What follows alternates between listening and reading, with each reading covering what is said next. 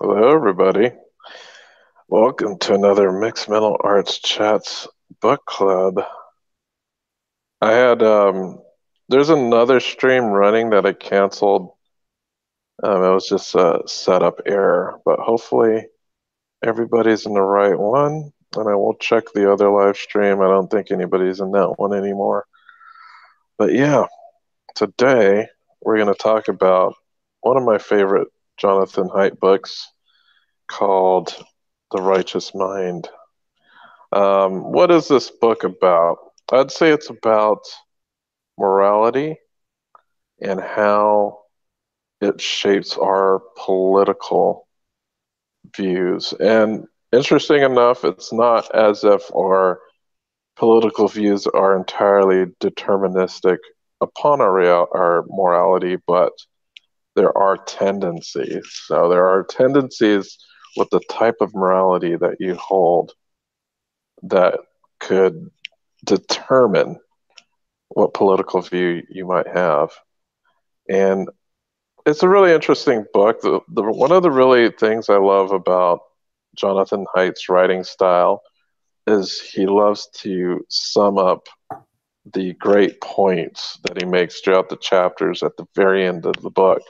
I like So, that too. you, yeah, you could just, if you've read the book, you can just kind of go back through the book and check out the in sum section of his chapters.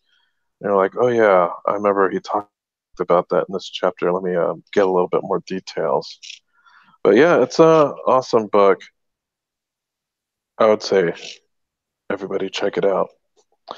But one of the awesome things I love about this is he tries to take a little bit more of an objective perspective of how morality works and how people are guided towards certain views, and it doesn't make them good or evil. It makes it's that yes, these people are operating at a different morality that may not be recognized by the other side of the spectrum. However, that doesn't make them right or wrong. It's more about what are the basis, what are the foundations um, that they determine their political views. And I thought that was really interesting in the book, as well as he has a lot of other really funny anecdotes and psychometric tests that he has people take Yeah, that are about triggering disgust. There's many funny ones in there. I always find those hilarious. But that made me Andrew, think what did about how there's Isaiah noticed when I was talking to him last time that there's a broom behind me in most of my talks that I didn't even think about until I reread that book recently. that there's a broom behind you? Yeah, so it's a cleaning product. So it might provoke some psychological subconscious processes or something like that. Or maybe that's me overanalyzing the shit out of my life. Or it states that you are one that keeps their room clean. Maybe. Although I'm not in my room. This is the kitchen. You Well, at should. least nobody can accuse you of not cleaning your room. True. Although I don't value that quite as much as Jordan Peterson. Yeah, he's I don't know. very No, no, no. rigid. Yeah. I do have discipline, but I guess not about cleaning my room as much because it's not as important to me.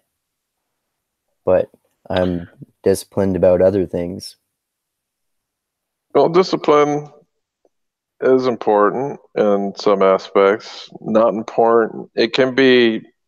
Some people can be overly disciplined, and I'm really talking about people who suffer from OCD and things like that, Yeah. where the discipline is so extreme that it actually becomes a burden in their life.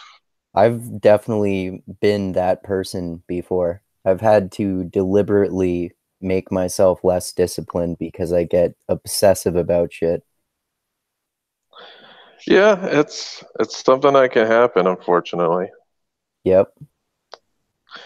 All right, so what are your opening thoughts about the righteous mind?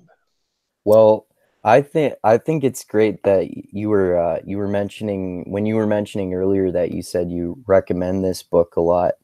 Uh, like I definitely do too. I recommend this book all the time when I'm talking to people, for example, who are so progressive that they think all conservatives are immoral, or conservatives who are so conservative that they think all progressives are immoral, or libertarians who are so libertarian that they think that progressives and conservatives are immoral, or religious people who are so militant about their religion that they think that atheists are immoral, or atheists who are so militant about their lack of religion that they think that all religious people are immoral.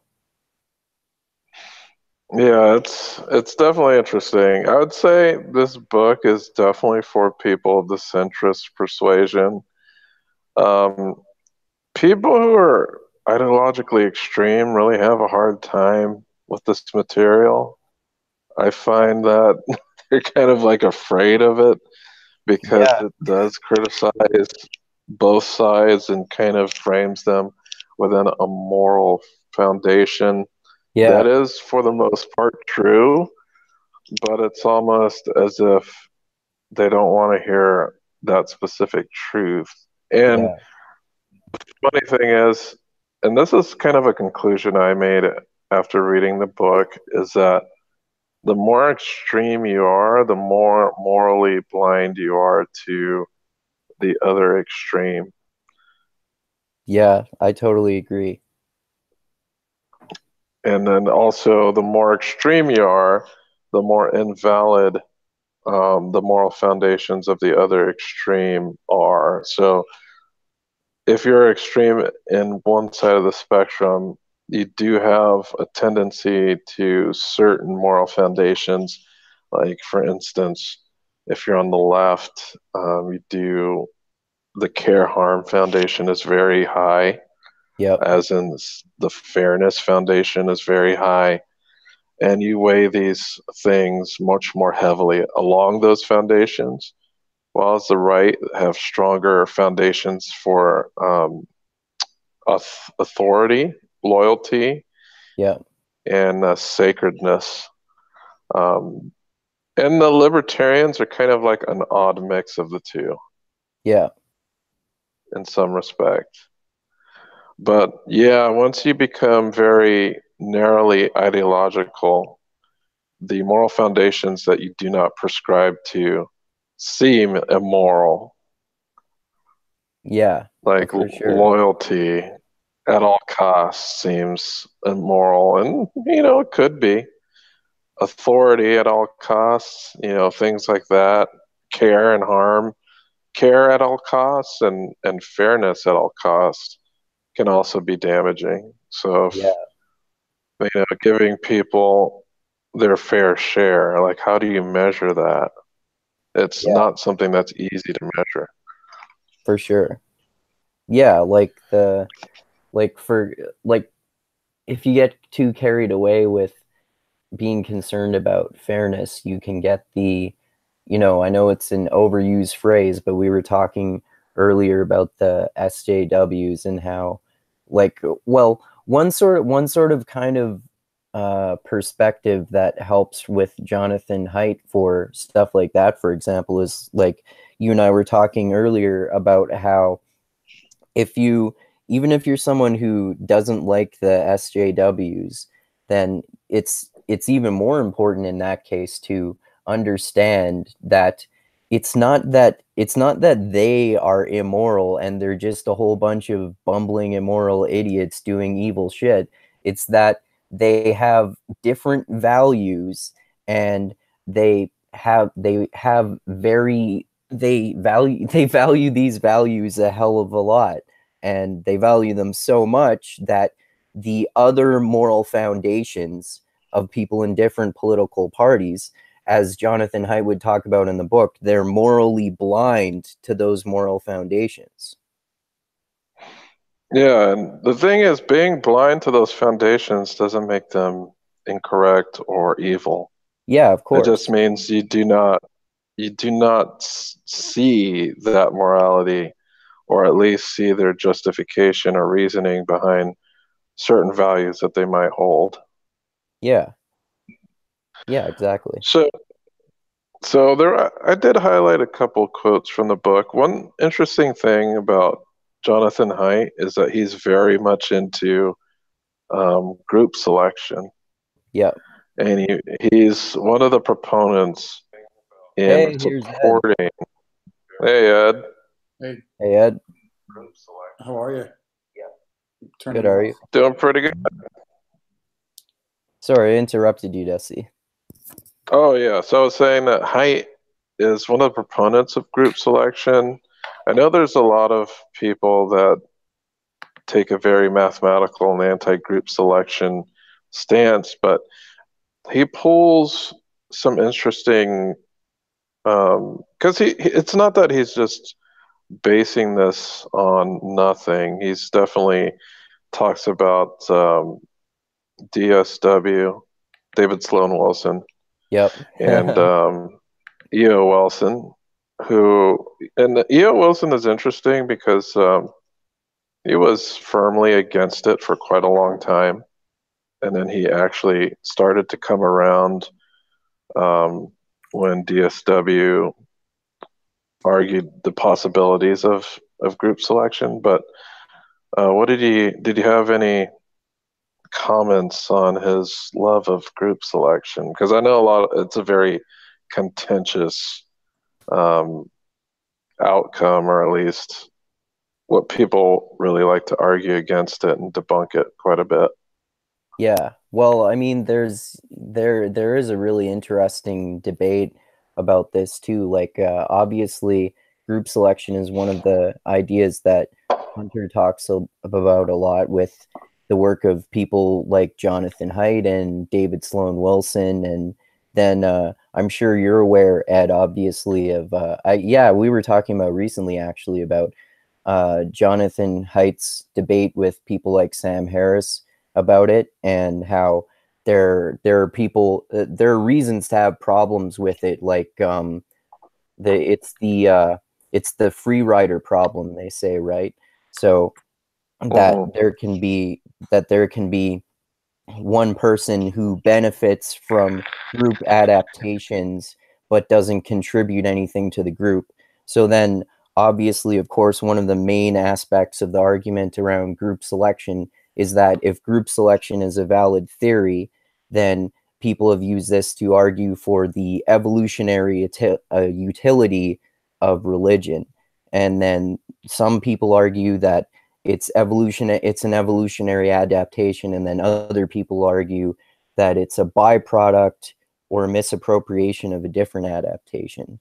I think that's generally the idea. Yeah, and I totally wouldn't disagree that it could be a combination of the both of those things. It may not be solely group selection or solely, um, I guess, the survival of the fittest model, Yeah. but maybe it's just a combination of the two that people, people get stuck in their camps, and typically when it comes to academics, they stay in their narrow fields and specializations, and they tend not to cross over to other fields and specializations to try and come to some type of shared conclusion. That's one of the things I like about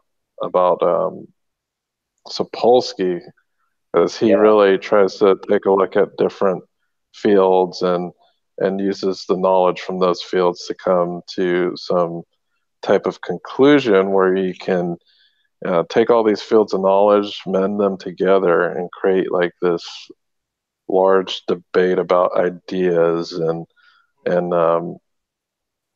and it's also, he puts forward that platform for these like minds to come together and speak about their discoveries, and I think that's really interesting um, about him. But Haidt kind of does a little bit of the same thing. He does cite like a lot of different ancient philosophers as well as um, contemporary scientists about the way the mind works and how philosophy, how we evolve, how science contributes to the way that we think about morality. And Yeah. he does include ancient wisdom, he includes evolution, and if we're talking about group selection, and social psychology, because he's a social psychologist, that's his field. So a lot of the information is drawn off of the various experiments that he's done. And this book is actually full of a lot of good experiments that he's done himself, as well as reference some of his predecessors as well. Yeah. And it's like that, like you were just saying, it's a multidisciplinary book too. Like he gives evidence from, like you were just saying, his experiments in social psychology and moral psychology, and he gives evidence from anthropology and sociobiology and evolutionary excuse me, evolutionary psychology and evolutionary biology, like you were talking about too. Yeah. And if we're going to go really early in the book, there's this perception about how strong our feelings are and how we'll make post hoc justifications for things that alarm us, and even things that contradict our morality. So, for instance, there's a couple different, he comes up with these situations that people have to react to. And normally, it's very difficult for a lot of people to rationalize a way that sounds normal. Like for instance, I think there's this one. Here's one of his experiments. So, and I have it highlighted here. Here it is. A man goes to the supermarket once a week and buys a chicken, but before cooking the chicken, he has sexual intercourse with it. Then he cooks it and eats it. Now the question is what that guy did morally wrong? Yeah, exactly. Yeah. And we all fit, and he talks about how basically we all probably feel disgusted by that, but there's not actually a moral reason to have a problem with that if you have a problem with it. And some people will be more disgusted than others. Like, for instance, people who have high morality foundations and sanctity will be completely disgusted by Yeah, that. But people who have very high, I guess you would say, or very low sanctity, and that's typically on the left side of the spectrum, where you're talking about liberty. Well, I guess there's people who respect liberty. So I'm guessing out of all the spectrum, probably libertarians will be the least disgusted by that conundrum. yeah, But yeah, he has. So the way the experiment works is he tries to ping them on the political spectrum. So he's yeah, talking to a bunch of people. He's asking them where they fall on the political spectrum. And then he's saying, because of this, he's able to predict their reaction or at least their rationalizations. And a lot of the time, he was right. yeah, And that's like I find that very interesting that because of how closely linked these moral foundations are to people's political spectrums.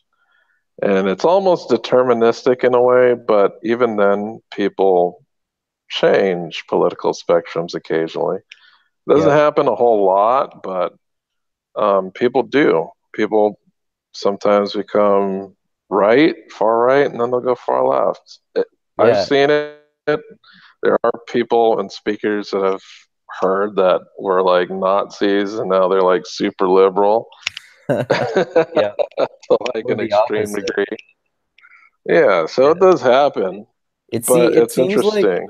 it seems like when that does happen, it's mostly going from one extreme to the opposite extreme. It's like you almost have these conspiracy theories about one political ideology, for example, and then it's like you realize, oh shit, I've been being lied to this whole time.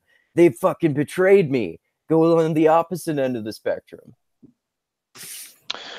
Yeah, but the funny thing about that, and I don't want to get into it too much, but Haidt's newest book goes a bit deeper into that because the newest book is more about extremists in general. It's not about the coddling of the American mind, right? He addresses extremism more so than any of his other books. Okay. But that's a book we'll definitely talk about, and I'm gonna schedule that one for the next chat, and I think that would be great. Since it's a newer book, and then I think people would be more interested in it. I better read it.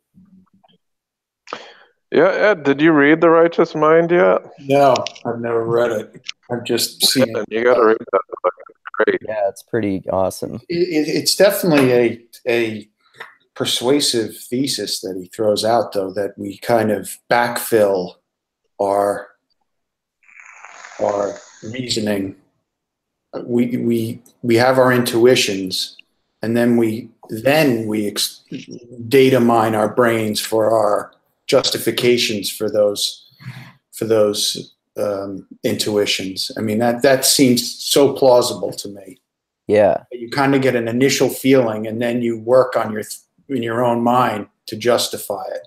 Yeah, that's yeah. So it seems almost impossible not to be true. Yeah, like, I wonder what the counter argument is. We don't. It's not. It's a very difficult counter argument. Yeah, I mean, you propose some moral conundrum to somebody, they don't go off and write a philosophy paper about it for 2 hours and then come to a conclusion and then get back to you. Yeah. Initial reaction, and then you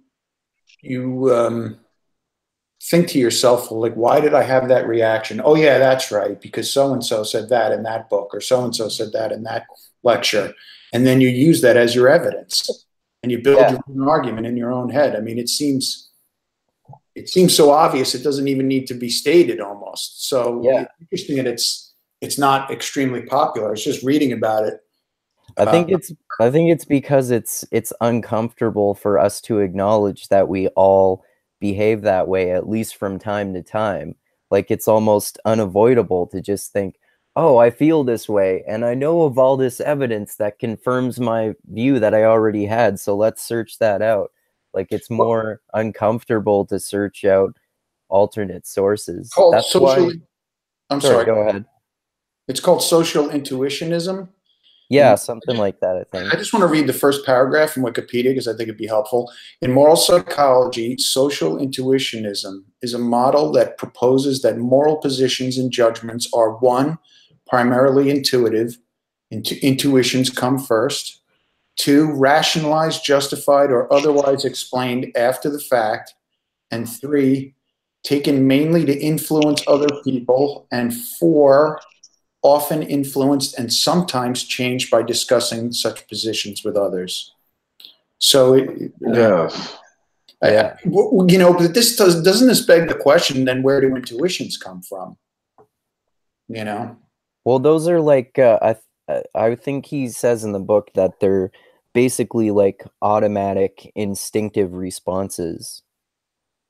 But then we would all. I think a lot comes from his research into disgust and why we are disgusted by things. So a lot of these sometimes we're not able to rationalize those instincts. Like, I think one of the experiments. The chicken is the perfect example. It's not immoral to fuck a dead chicken. I mean, no one is being harmed. Perhaps the person doing it, you could argue, is being harmed in some way. Or the chicken. The chicken's dead. A dead chicken. I'm using your example from before. Oh, right. I forgot it was dead in this example. Yeah, it's not alive. Other than the person doing it and the potential psychic damage, or he's spending his life doing that than other things or whatever, it's not immoral, unethical, because nobody's being harmed. It's like being alone in the universe. There is no moral philosophy if you live alone in the universe, right? Because it's just you. So, but the disgust factor is definitely, and it definitely hits on those emotional intuition that are hard to explain and justify. Yeah, and another similar example that he uses in the book is the study where it's similar in that he asked people what they think about the example of a brother having protected, a brother having protected sex with his sister so that they do not have a child.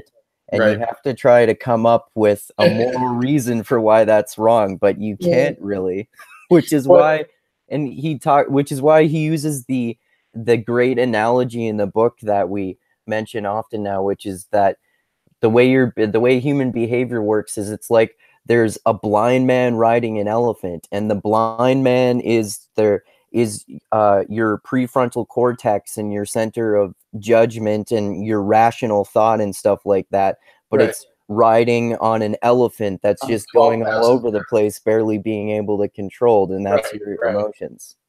It's a great analogy. It helps understand the issues at hand. Definitely.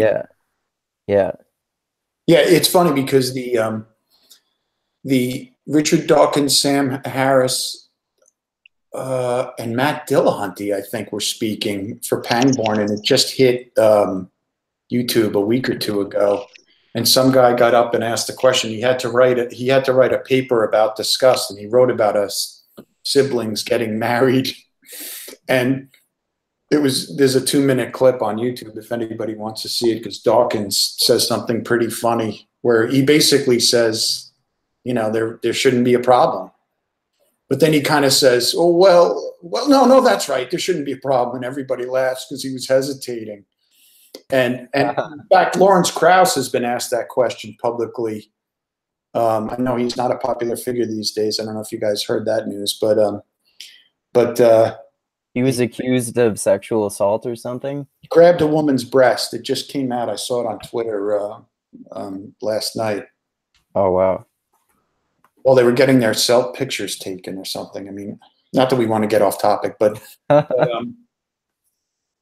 Krauss has been asked that question, and you could the crowd squirms, me included, when I hear that question. But when I really think about it, it's none of my business. My first reaction is it's really none of my business. That's what two people want to do, and they're not harming anybody else, and there's no coercion. I don't see how I could make a case that it's unethical or immoral. That's a very moral relativist position for you there, Ed. Good for you. No, it isn't. It's not No, it's not relative. No, I hold that for all people. I mean, you need to assess harm or potential harm to sentient creatures, and if the answer comes back 0, then I don't see how you make a case for it. Yep. Hopefully there's a Christian watching who's cringing and throwing their Bible across the room. That's an abomination. I don't think Hayden would have a problem with that. Not a moral problem, anyway. He's a pragmatist. He's not the problem, as we've discussed. Yeah.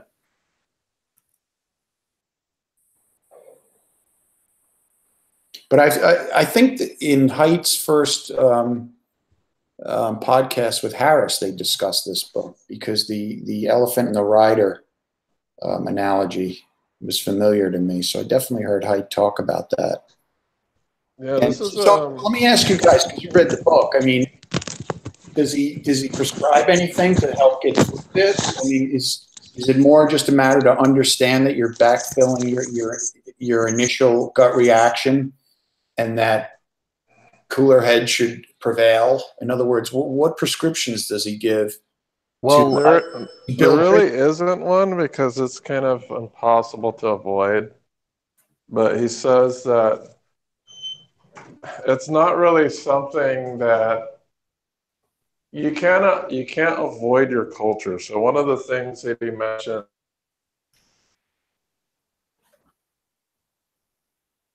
You disappeared, buddy. Hello? yeah, you got cut out there, Dusty. You still there? Can you hear me? Yeah. No, what I was saying is that if you're aware of all of these moral foundations and how flexibility morality is, and how different cultures have different bases of moral foundations, it's just better to understand that than to flip out. That's pretty much Yeah. the only way you can move forward is by understanding. And if you do not understand what's going on, then you're going to fear. Yeah. You're actually going to fear And it. to try to do the difficult thing when you're having arguments with people of different political or different religious persuasions, for example, and try to understand that they place higher value in different moral foundations than you do, and they just have different preferences, rather than that they're immoral and evil and don't care about people or something like that, like we were talking about earlier. Yeah, and in Haidt's new book, he has 3 bullet points for, the coddling of the American mind, or whatever that book is called. And I forget the other 2, and if you guys remember, I'd like to hear them. But one of them is the good versus evil dichotomy that is our current discourse. And I know I tried to guard against it. I mean, the people who support Trump, I have to work hard. I don't consider them evil. I wouldn't use that word. But, to try to understand the other side, frankly, to try to take a moment to consider what they're considering. It's in the Twitter sphere, it's us against them, and all these conversations. I mean, this Kavanaugh Supreme Court justice process, which has now pitted everybody's on one side or the other, but nobody has any, there's a lack of information for all parties, and yet we've devolved into these 2 camps. And I don't know what the solution is, other than to try to take a moment and I guess steel manning actually would be a good course corrector. Forcing yourself to steel man the other side in your own mind. For sure. Well, steel manning might work in a purely rational sense, but the problem with human intuition and talk rationalizations come second. I think the best way would just to be, yes, you can argue positions by using steel manning, and I would say that's a good way to go about it, but sometimes the moral foundation of the steel man is argument that you may argue against. So I know there's a lot, like Stan Harris likes to steel man his arguments about morality. I don't agree with them because they're kind of strange, but the thing is, what was that? The other side? I'm just saying, as a practical matter, as a way to cut through your initial gut reaction to a conundrum of some sort or an issue, is to put yourself in the other person's shoes. I mean, in classic debates, which I've never actually taken part of, but I watched many, my understanding is when they have these competitions, you don't know, sometimes they set it up so you don't know which side you're going to argue on. I mean, that is a very interesting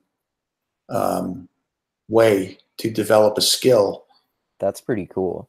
to try and understand that the other side, in whatever the issue may be, almost without exception, isn't a bunch of evil doers. Yeah, there's two styles of academic debate. There are those that are the ones that people actually want to listen to, and then there's competitive debate, which is ridiculous. I don't know if any of you heard any competitive debate, when college has a debate team and they argue against each other. Mm-hmm. It's probably the poorest form of debate that I've ever encountered. Yeah, it's pretty entertaining.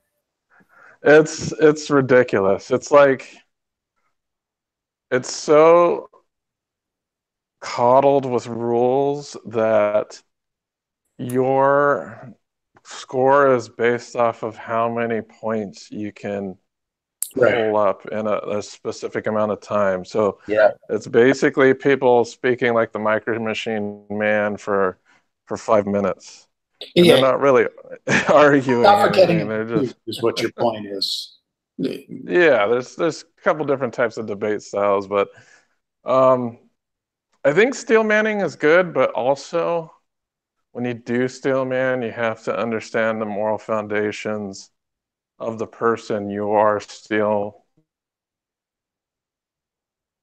You're arguing with somebody that has completely, I guess, opposite moral foundations, then it's going to be difficult to be in their shoes. Yeah, for sure. Well, I think Haidt would say that upon further analysis, those differences aren't as grand as you initially thought, right? No, they're actually pretty grand. Like, we all share a lot of them, but some dismiss others. Like, the atheist is going to dismiss sacredness quite a bit. The libertarian is going to dismiss authority quite a bit. So there's these 6 moral foundations that are that some ideological positions are going to think are completely absurd. But the problem is that these moral foundations don't make them good or evil. And we're also in the narrow vein of having a Western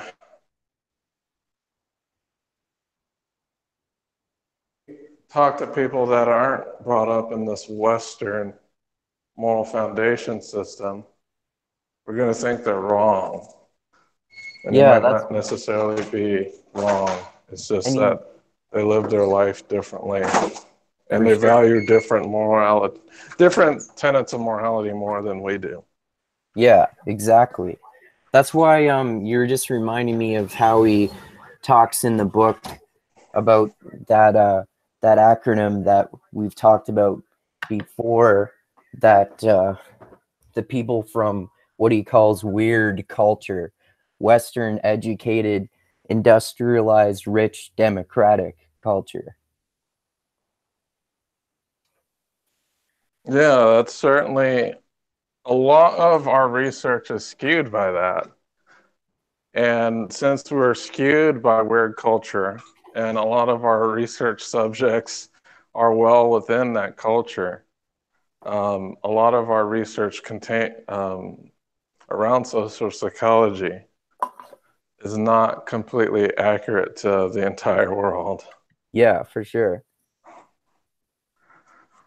Like, somebody probably in China would be like, oh man, these guys are crazy, but we're just being Western. Yeah. What do they know? I'm just kidding. But one of the most important things, though, about the book is Haidt does outline why these people on the ends of the spectrum are important. Mm-hmm. Why going to extremes is also like, what extremes do these sides tend to go to? So if we're talking about the right, they're very concerned with free riders. However, they're so concerned that it can become oppressive because of hierarchy and things of that nature. The left is, I guess, what was it? It was so that they failed to see the what I would call social cohesion as a positive thing. Like that's not something that the left desires or values, but it's required. Yeah. For a healthy and stable society. Yeah. So, there are things on both the left and right that are required to have a healthy and stable society. It's just how do we grab these from both, mix them together, and make everything and not to achieve. Yeah. Yeah, exactly. Like that's why um both John I've heard Jonathan Haidt talk before about how, and I've heard Jordan Peterson talk about this too, about how we need both liberals and conservatives because for example, liberals are more likely to be entrepreneurs who start companies and conservatives are more likely to run those companies.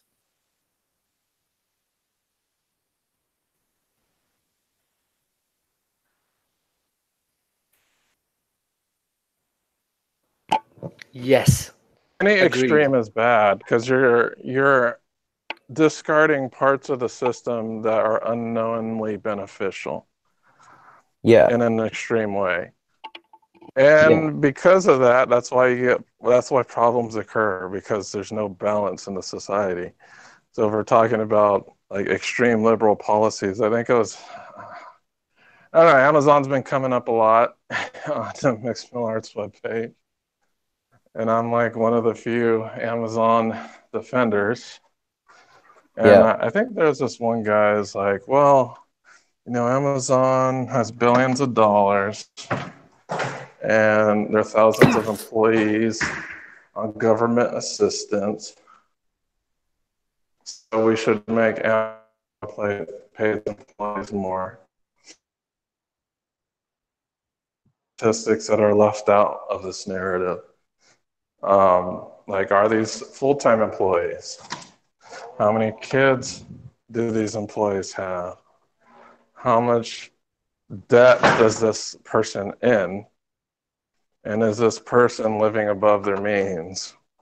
Like, these are very important questions that need to be answered before you can put some type of bill, such as the Bezos bill that Brittany wants to enact, on the floor. You can't just base it, okay, these people are on public assistance, so let's make Amazon pay for it. I don't agree with that. Here's what I would agree with. If these people were working 40 hours a week or more, and they had maybe a kid or two, and they were married, maybe. But I'm assuming that most of the cases are not that. As I couldn't imagine somebody that's working full-time or more, has one or two kids, has a working spouse, couldn't make ends meet unless they're living like in the most expensive piece of property or like the most expensive county in the country. You know what I mean? And the reason I think that is because I have personal experience with working with Amazon. So, I'm not on public assistance. I don't even work for Amazon full time. I'm not in a bunch of debt. I don't have a giant amount of children. I'm not in a single parent family. So I don't know. All of those things that are mentioned are based off of my personal decisions and has nothing to do with Amazon at all. Yeah. So they're trying to make Amazon responsible for people's personal decisions. Now, I understand if it was like a health issue, like someone coming down with cancer, like all of a sudden, yeah, that's not a personal decision most of the time. So I understand some arguments about that, but that's a healthcare issue. It's not an Amazon paying its workers issue. What's the Bezos bill? Oh, okay. So this is what Bernie wants to do. Since there's a bunch of Amazon employees on public assistance for which he's not being very forthright about, like, I don't know what the data is of why they're on public assistance. The only data point is they work for Amazon. That's it. That's that's very few data points. Yeah, so it's so lacking data that I can't believe that this was an honest bill being pushed forward. So the point of this bill is that Amazon, for however much public assistance an employee gets, Amazon would have to pay that amount in taxes. Really? And extra taxes. Yeah, that's what the Bezos bill is. That sounds like a lot of money. Yeah, it would be. So the ideal thing, if I really wanted to take advantage of this, I'd basically be like, hey, let me work for Amazon for like 10 hours a week and go on public assistance. And I'd be all good. I'd love to do that. Yeah, but that's what I'm saying. We don't know what responsibilities these people are reneging to get on this public assistance. Yeah. Like, we don't know how many hours these people are working that are on it. We do not know what other personal decisions were involved with their non-ability to maintain their level of living. Like, that's absent. And I think those are the things that really need to be scrutinized before you can even introduce a bill like this. And the other problems too is, like, if this is true for Bezos, why isn't it true for everybody? If this is the case, because if we're talking about fairness, if Bezos has to do this, then all businesses should. And Yeah. in that point, it'd be fair for a business that's struggling to have to live up to that because of the personal decisions that people make. So you're Like, talking these about businesses are not responsible for that. you're talking about a liberal versus conservative narrative, really, right? Like fairness versus Just extra taxing for people not making enough money for whatever reason it is. yeah. Like, I don't know what those reasons are. Like, the only conclusion is these people take public assistance, therefore Amazon is responsible for that. Right. So what do people on the other side of this argument say? Like, for example, to play devil's advocate, like what if you're like a mother with 3 kids who can only get a part-time job for some reason or something like that?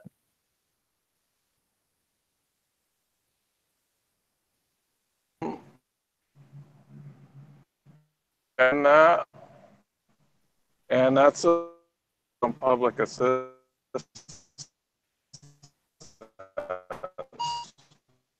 You were cutting out there, Dusty. Like, it's about the free rider problem as well. Is Jeff Bezos responsible for this issue? Is they're trying to, I don't know, it's weird, man. It's Jeff Bezos shouldn't be responsible for the social safety net. I agree. In our society, that's what the government's for. And if Yeah. the government's going to be fair, then they have to levy this tax on all businesses, not just Jeff Bezos and Amazon. And to be honest, Amazon employs about 500,000 people. Walmart employs 2.2 million. Whoa, I didn't realize that. And there's far more people who work at Walmart who rely on government assistance than do that work for Amazon. And the only reason they're going after Bezos is because he's rich. Aren't the people who run Walmart rich too? Yeah, but they're not. Okay. Yet they have more people on government assistance. Okay. So it's an unfair policy, in my opinion. It's an unfair policy that's like engineered from the perceived perspective of fairness too, right? That is entirely correct. So on the right has very, very low tolerance for free riders. This triggers the right's morality pretty hard. Yeah. But it does not trigger the left's because they don't really have that morality about free riders as does the right. Mm-hmm. So it's just a different moral system, and because it's not well balanced in any way, it just doesn't make sense to me for them to enact this bill. Because one, it's a gamble for me. It would be a complete gamble whether this would be good for me as an Amazon employee or bad. If it's good, I'll tell you how it's a gamble for me because I work for the company. There are some very bad things that could happen to me depending on how things go. Like, for instance, if Bezos requires that all employees be full-time, then that would be bad for me because I don't want to be a full-time Amazon employee. I work for them for part-time for a reason. Another thing that would go bad is this only applies to U.S. citizens. It doesn't apply to people working overseas. So what that'll also do is someone in my position, who doesn't have to work in a physical capacity, like all of my work is done from a computer. So all they would have to do is ship my job overseas and they completely avoid that problem. Oh, that's a good point. Yeah. So this can definitely affect my employment with Amazon negatively. And I kind of teeter towards it would be more of a negative impact than a positive one. Because I work for them full time. What is it going to do? It's going to give me a couple more bucks an hour. I'm not struggling, so it's not like it's going to make me not struggle anymore than I already am, even though I'm not. So I think that the little bump in dollars per hour is not worth me completely losing employment. Okay. I'd rather not lose a job than get a couple more dollars an hour. Yeah. That's my perspective. That makes sense from your perspective. Yeah. It's interesting how you were talking about the free rider problem in terms of right and left too, because that made me think about the free rider problem in terms of group selection, like we were talking about. So, do you think that maybe that it's likely that proponents of group selection are more likely to have a slightly liberal perspective on it, and people who object to it because of the free rider problem are more likely to have a perhaps more conservative perspective on it? Well, usually that's the case. Like conservatives are very concerned about free riders, and the group selection model has an issue with that problem specifically. Even though it does happen in nature or it's been observed, I guess the problem is evolution occurs over very long periods of time. Yeah. So it's not like something, it's very hard to predict what could happen because there's so many different factors that can force the hand of evolution, because it's not only the actors involved, it's also the environment that shapes evolutionary characteristics. For sure. So it's like, to me, it's kind of like voodoo. You know, they have all these mathematical models of possible outcomes, but it's hard to basically model a meteor impact or a catastrophic environmental disaster that might impact the actors involved and in what way. So For sure. I don't know. It's not something I think about too much, but yeah, the free rider issue, I understand both sides, but that's why I think it's best to have as much data as possible to move forward rather than to just choose one data point. Oh, a person's struggling, and they're on public assistance while working on Amazon. There's just so many more factors that are involved than just that need to be examined before a bill like this has to be enacted. That's why I'm like, Jesus Christ, you guys are playing with my income.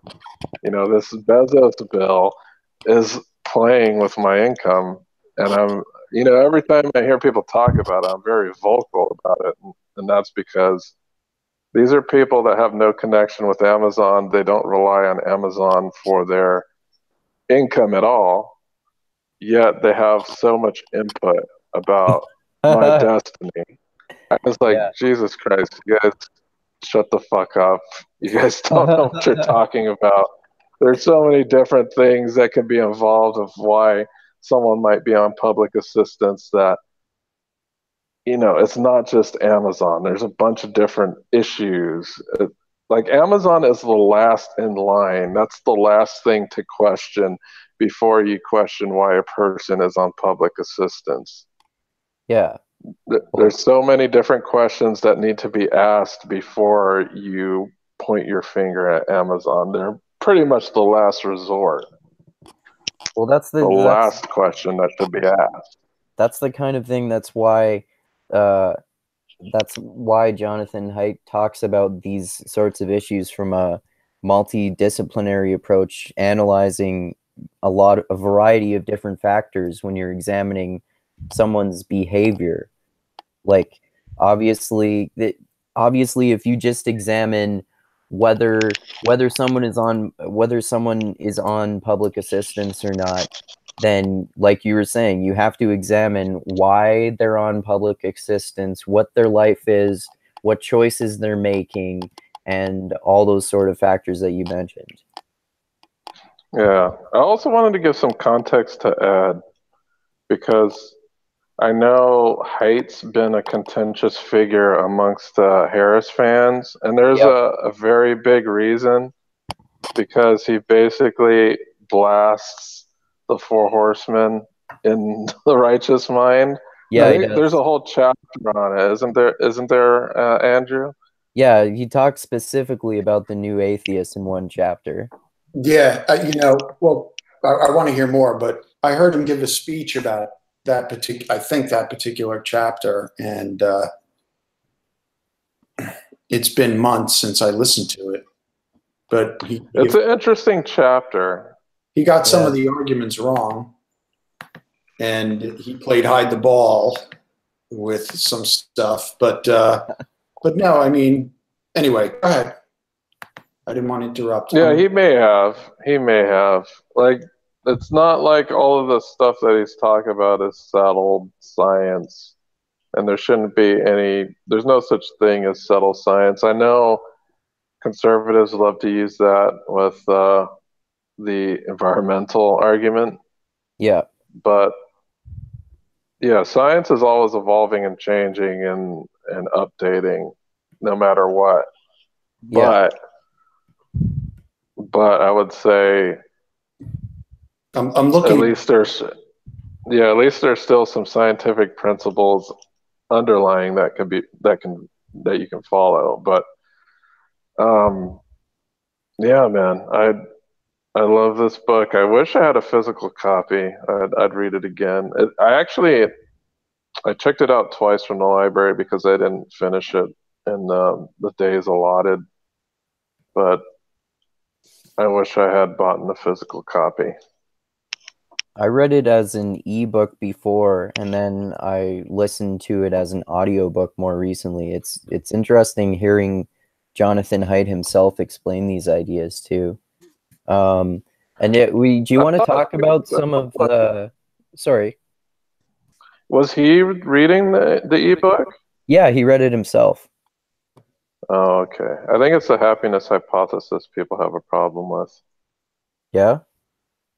Well, I think one of his books were read by somebody that they said was boring, so people had a problem with the Okay. book.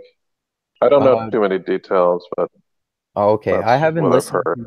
I haven't listened to the audiobook of Happiness Hypothesis. Have you? I've just read it as a book. I actually haven't listened to any of Haidt's material as an audiobook. I've read it. Usually stuff I ping as ultimate importance, I'll read, and because I tend to get more out of it. I tend to not gloss over things as much. Right. So that's just the way my mind works. And typically, I prefer audiobooks as fiction. Nonfiction, it's really a little bit more difficult for me to absorb the information. For fiction, there's kind of a performance element that goes into fiction audiobooks, which makes it a little bit more appealing. Yeah, I agree. Yeah, nonfiction is straight up. It depends on what you're listening to. Like trying to listen to Guns, Germs, and Steel, that's like an arduous task. I also want to point out that Haidt himself is an atheist, so yeah, he's got to be really careful not to slip into the old, the poor unwashed masses need that garbage, but I don't. Actually, yeah, I was gonna say, Dusty, do you want to talk specifically about some of Jonathan Haidt's objections to the New Atheist? Because that would be interesting to get into. I think his most major objection would be that religion is useless. Yeah. I think he makes a lot of great scientific arguments about how useful religion has been, specifically regarding evolution. Like, just to think about how social animals work together. And the thing about religion, and specifically about, I think one of the interesting things is he brings up communes. Like, they're atheist communes where they don't share like any type of religious views, or religious communes. And I think religious communes are basically like 70% more successful than atheist communes. Yeah. In longevity. And he points out that because that religion actually makes people function more as a unit, it gives them shared, I guess you'd say, shared norms. Yeah. And when people have shared norms, it's easier for them to cooperate with each other. Yeah. It creates group cooperation. And that's the thing about people who are like super individualists kind of dismiss, is that people need some type of shared cultural norms that they need to act upon to stay cohesive, regardless of what they say. Like, not everybody can be a hermit and and have like these radical ideas that don't gel with the rest of their peers. The thing is, the only things that are kind of comparable to humans as far as living organisms are insects. We're talking about bees, ants, things that are able to live in gigantic communities and live together. You know, that's not something we see in the world of mammals. Yes, we see large groups of chimpanzees, you know, maybe 40 baboons. But the problem with that is once they get to a certain size, they cannot cooperate. Yeah. And we have humans living in cities of millions that are able to cooperate. So we're kind of breaking that bound. And we're more like insects in that way. We're more like a hive. And then that, if that is the case, then group cohesion is very important to human society.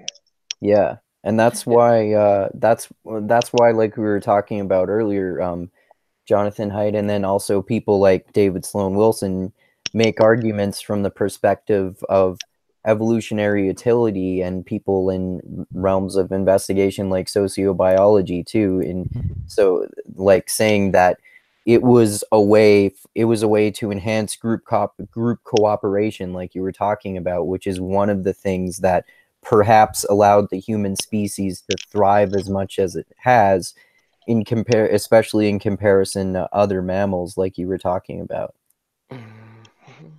Yeah, it's like kind of a psychological tool to keep humans working together. And I think that's like one of the main arguments he has at the end of the book of how important it is that as we expand, there's difficulties for us to keep larger and larger groups of humans cooperative. But it's also amazing at the same time that we have this cognitive ability to create tools so that we can cooperate each other without being related or kin. You know, that's not normal in the animal world. You know, all ants are related. They're all birthed from the same queen. All bees are birthed from the same queen. You know, tribes of chimpanzees have all some type of genetic relationship that's no further than like a cousin relationship. Sometimes, well, I know in baboons it's a little different because males will go off and join other groups of chimpanzees. But, you know, in our society, in human society, we have like when you go to work, it's pretty highly unlikely, unless you're involved in a family business, that the people that you work with are going to be of close kin. So we have to create these social structures that work in the same way. And that's why religion had been important and is still in certain parts of the world. It's still important in the US, despite what some people think.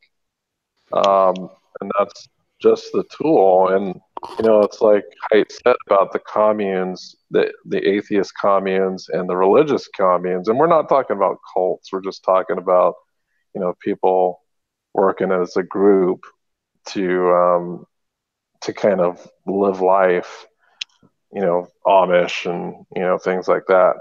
Like typically the religious ones stick together and flourish, while the atheist ones have a higher chance of dying out within a few years. So it's an interesting thing to look at the positive benefits of religion. And so far we don't really have a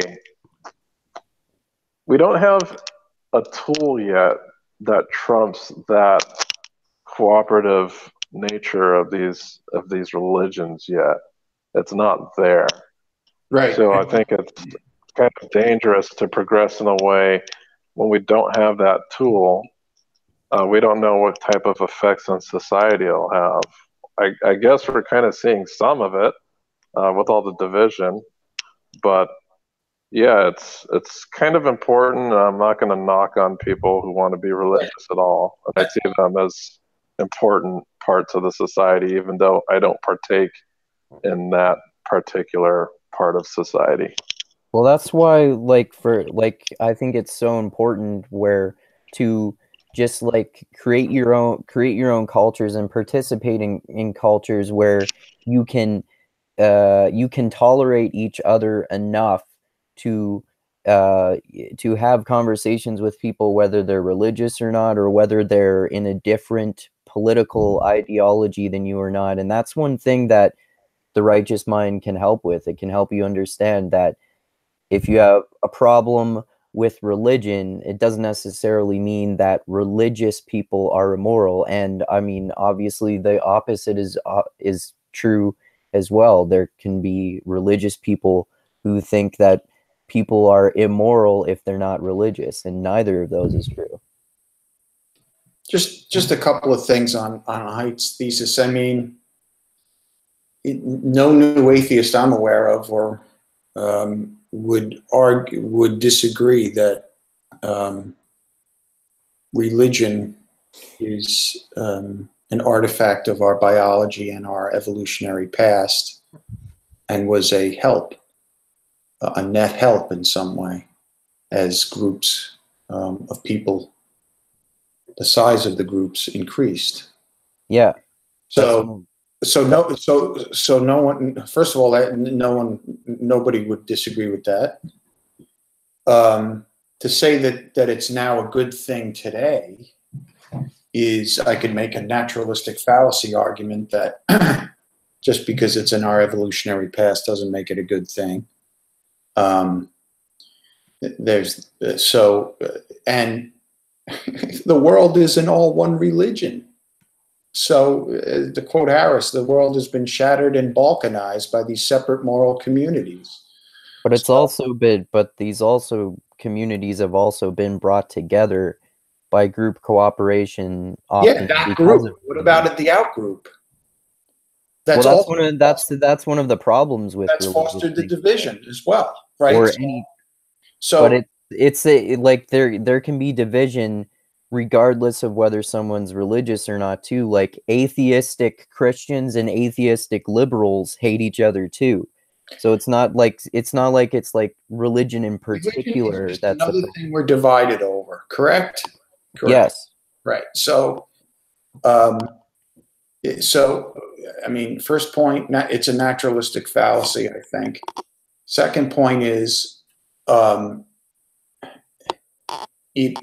since the world isn't all the same, if we all believe the same bunch of bullshit, you might have an argument there. I don't think that's what Jonathan Haidt is advocating for, that we should all believe the same bullshit. I didn't say he was. I'm saying his thesis would work better if the world was all enamored of one particular holy book, and that it was, because you just agreed that it fosters division. So how are we going to get rid of these divisions? We can't. They will always exist, very likely. No, religious division could end tomorrow, right? In principle, in theory, not in practice. Yeah, but it wouldn't eliminate division in general, though. No, of course not. Yeah. No, of course not. Of course not. Here's the problem, Ed. And this is regarding the example I gave earlier, and this is still true to today, that religious communities, and typically people are more cooperative in those communities within their than people in these communities. Right, within their own community, but not to outside community. Right? So haven't you talked to religious people who try to get you to go to church or something, though? Because they want you to join their tribe? What I'm saying is, obviously, sharing a set of ideas is going to be community building. Okay, yeah. What the set of ideas are. But in religion, you have a set of competing ideas, so they're never going to reconcile. Right? That's the problem.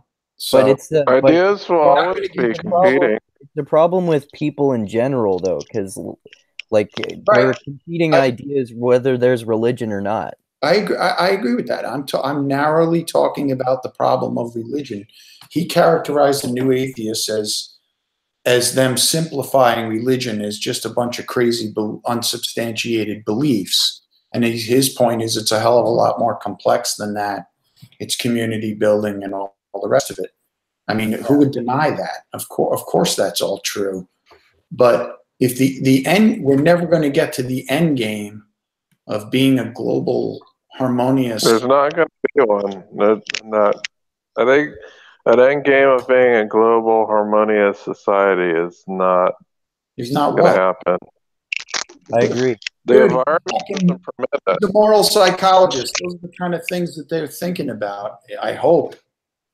Okay, here's the problem with that type of end game. That assumes that every single person has all needs taken care of globally. That assumes that everybody lives in a perfect climate globally. You know, these are things that are not accounting for environment, resources, and everything else.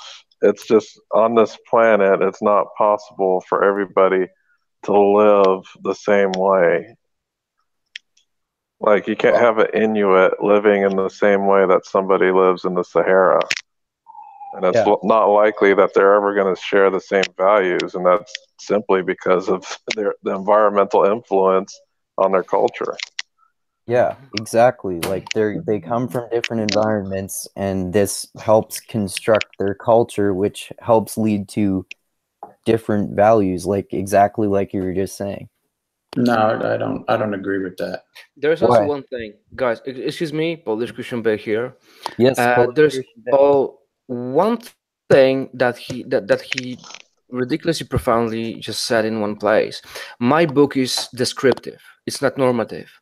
And he had problems with Kant, and he had problems with a lot of things that are really, you know, fighting stuff. So he has, I think that Haidt has the same problem with New Atheist as he had with Kant, because he is operating in this descriptive way. And those guys are always operating in a normative style. That's a great point. Yeah, I think that is because, okay, being honest, I wasn't reading this book, I was listening to it. First of all, this guy is just genuinely the nicest guy on this planet. He is just ridiculously awesome, cool, uber cool. And he's just ridiculously nice. And this book doesn't, you know, give me, you know, a place I should go. This book is about all this stuff that just happened. And I would like to have a moment of your time to just figure it out, to figure out all this stuff that was just happening. And I will never behave like Kant that had an idea where we should go. And there is always a notion of a fight inside of Sam Harris. And basically, this is why I love Sam Harris, because he is a fighter. This is why I genuinely like Jordan Peterson, because he has this kind of a, I have an idea, I have a plan. And I think that there is a way of behavior that is better than people behave like right now. But Jonathan Haidt is just genuinely nice guy that just says where we are right now. And this is it, nothing more. And that's why I think he has this problem with New Atheists. Yeah. I'll say I'll agree with you regarding this book. Me too. Yes, it's very informative about why people do the things they do, but it doesn't tell anybody what to do specifically. That is definitely the case with this book. However, the newest book does have stuff in it. Yeah. He changed his position. He absolutely changed his position. I will agree with that. We are talking about this particular one stuff, and I think because this guy has an idea about things. This guy has his own positions and he is going places. But this particular book, this is why I love this stuff so much, because he has this notion of science, not scientism.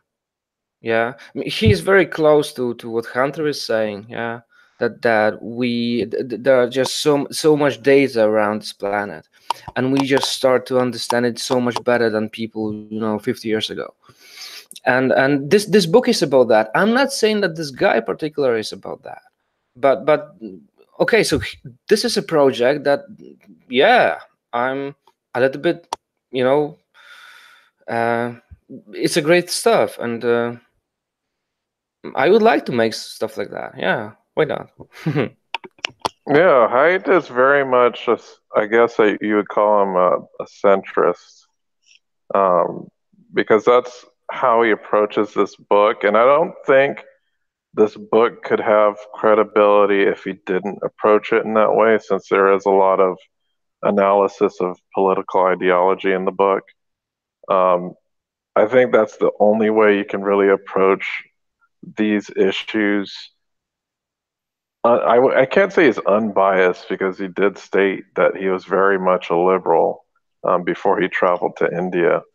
And after that, he kind of, his social science and psychological studies kind of tilted him more towards trying to understand instead of trying to chide people for their specific views. Like, I think there was this one example he gave in order to try to be more understanding. I think it had to do something with a bumper sticker. Do you remember that part, Andrew?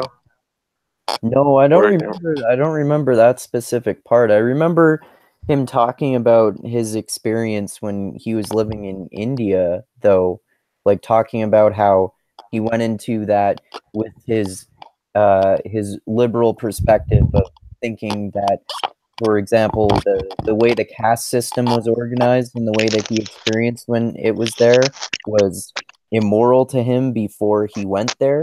And then he understood that, for example, like when the people were telling him to not say thank you to his servants and stuff like that, and how sometimes and the women would silently bring in food and then leave the room, and he was just morally disgusted by this at first, but then he understood that in this culture, these people, they don't have a problem, generally speaking, with these roles that they play. They don't feel oppressed by those roles, generally speaking. They just have different moral frameworks. And also that there's dignity to those roles as well, right? Exactly. Yeah. Exactly. And there's, guys, I would like to propose a little bit different frame from a different place, because I have a feeling that Haidt understands one thing really wonderfully, that people are always in a particular place they are, and wherever they go, they always move from a point A to point B. And the closer you are to point B, the further you are from point A. And this is basically, the definition of education by Foucault. Yeah, I mean, or okay, so evolving or educating yourself means that you change. It doesn't mean you grow bigger. You become something different. But basically, you have to understand what is the place you are, and I think that this is the place where he understands that religion has a point today. Maybe I would like this point to be, smaller than it is, but he understands that people are religious and they have to move from those positions to different positions. And it's about, reformation. It's not about becoming atheist. And I have this feeling about that, that there is a movement, and when you move, you have to understand the place where you are right now and the place you would like to go. And this is why I like this guy so much better than guys like Dawkins. Yeah, like I'll say too, like if we talk about Peterson, I know one of Peterson's critique about radical change is that you don't know what kind of catastrophic effects it might have on society if you engage in these types of changes. And I think George is right in that respect. And I think that the New Atheists kind of have that perspective that they don't understand. If you totally eliminated religion off the face of this planet, I don't understand if there would be a catastrophic change in societies from doing so. And I would say that simply because they don't there is no alternative to the positive effects of religion at this point. There's no atheistic alternative that's as good. And if you remove that without replacing it, then there could be catastrophic effects. Just like, if you take away the Obamacare, what kind of catastrophic effects could occur. Exactly. I think that's just the same thing. Like if you take away religion and you don't understand the absence of those positive benefits, no one's under the illusion that religion's going away anytime soon. You're basically saying would the new atheists or certain atheists, if they could snap their fingers and make it all go away, would they? I mean, that's an interesting question we can talk about. That's a practical matter. That's not really the point of the conversation, because it's going to take generations for it to go away. New atheists are just atheists that are good writers who aren't afraid to call people on their bullshit, right? I mean, they're just awareness raising. So I see it as a much longer process. The world is far less religious than superstitious is a better word than it used to be. But do you think it would? Agreed. Very good. Do you think it would be good to completely get rid of religion, though, even if it's in the future? Not overnight. No, not overnight. As a slow well, when you say religion, I would say yes, as a slow process, but not quote unquote spirituality, whatever that means, or the numinous, or the great unknown. So you mean still advocating for kind of a secular type of spirituality, like Sam Harris talks about in his book Waking Up? Well, sure. Well, here's what I'll say. Right now, there's no known atheist construction that does as well as religion. And also the spirituality that Sam Harris talks about, and that I myself am a fan of, like a secular perspective on spirituality. Right. That is basically a religious concept. Well, not exactly. I mean, the word religion is such a loaded word. I mean, people use it for everything. I mean, you know what we're talking about when we say religion. The world's religions that have balkanized this world into, different moral hierarchies. I hate to use that word, but the problem here's the problem. I think that religion is not the core responsibility, or it has a core responsibility for magical thinking. Like magical thinking occurs outside of religion as well. It's not. It's not like religion is going to eliminate that. This reminds me of what you were saying about Amazon earlier, Dusty. Like, if you're examining only religion in this context, it's kind of like examining only whether someone is on government assistance if they're working on Amazon. Like, you have to examine what part of the world this religion is in, what relevant culture is altering the people's behavior, and how each individual psychologically reacts to religious actions or actions in their daily life, and so on and so forth. And there is also one other thing, because let's make this kind of exercise. If you have a person that is religious in front of you, and you know that this person would be better off without this religion, so what do you give for this person to leave this stuff behind? Because this is the same stuff with psychoanalysis, right? There is somebody who is compulsive and he's doing stuff that he shouldn't. So when you take this stuff away from this person stays with nothing. And that's Well, I why think there's a very broad, like, you can take that concept very broadly, like, yeah, I mean, just finishing. I think this is this wonderful thing that or things that Peterson does, that he's talking about, is cleaning up your room and creating some sort of discipline, because it is always a new thing that can erase all this stuff that is negative inside of your life, and you already decided that the stuff is negative inside of your life. And this is my problem with talking about this new atheism, because when you take away this religion, there must be something to do, because those people that become atheists because they were religious just a couple of hours ago, they won't start writing books or becoming new creatives.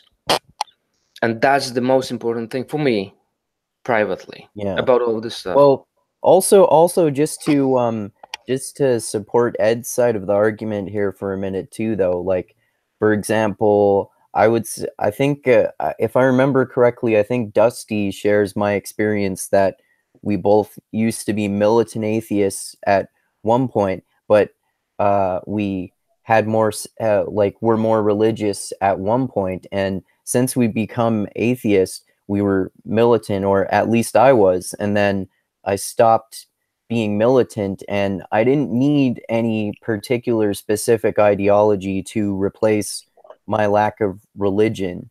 And I think I'm far from alone in that experience too, which doesn't mean that people need religion, but it can be useful to investigate different worldviews, which all of us do here too. Cool stuff. But I'd let's be also honest, like to point out too, like, if the main problem with religion is just kind of extremist ideologies that come from religion, it's not as if there aren't any. There are extremist ideologies absent of religion. It's a much more broader concept that we have to look at. Like, I don't think taking away religion would be beneficial. I think the underlying issues that make people extreme are still going to be there, and I don't think it's going to reduce that. Yeah, I agree. I totally disagree. No. So you think? Okay, so you disagree that people will not be?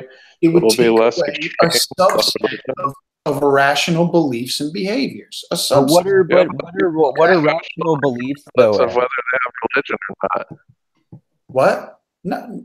People can be irrational regardless if they're religious or not. Absolutely. Yeah. What I just said was it would take away that subset of irrational behaviors based on certain irrational beliefs. But do you think that all religious behaviors are irrational, though?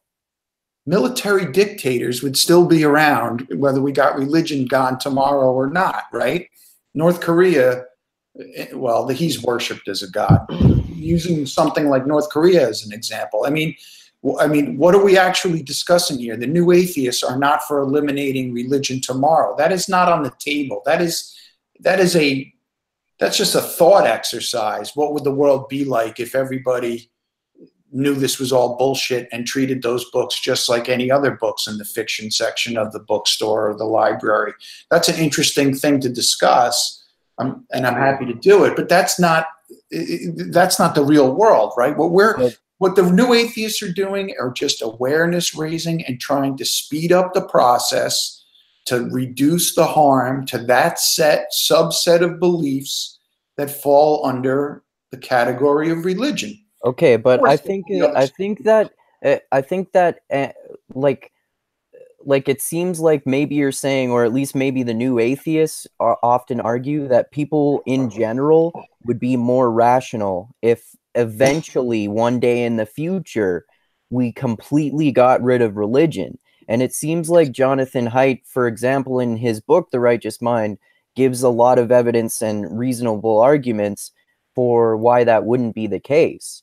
And like particularly he and also Robert Sapolsky in his book Behave, which we talked about before, talk about how when people think they're being rational, It's just what we were talking about before in terms of human behavior. Like, we have intuitive responses and then we rationalize those responses. So when we think we're being rational, and I'm rational because I'm not religious, for example, or something like that, that's really just our biases that are built into human behavior in general.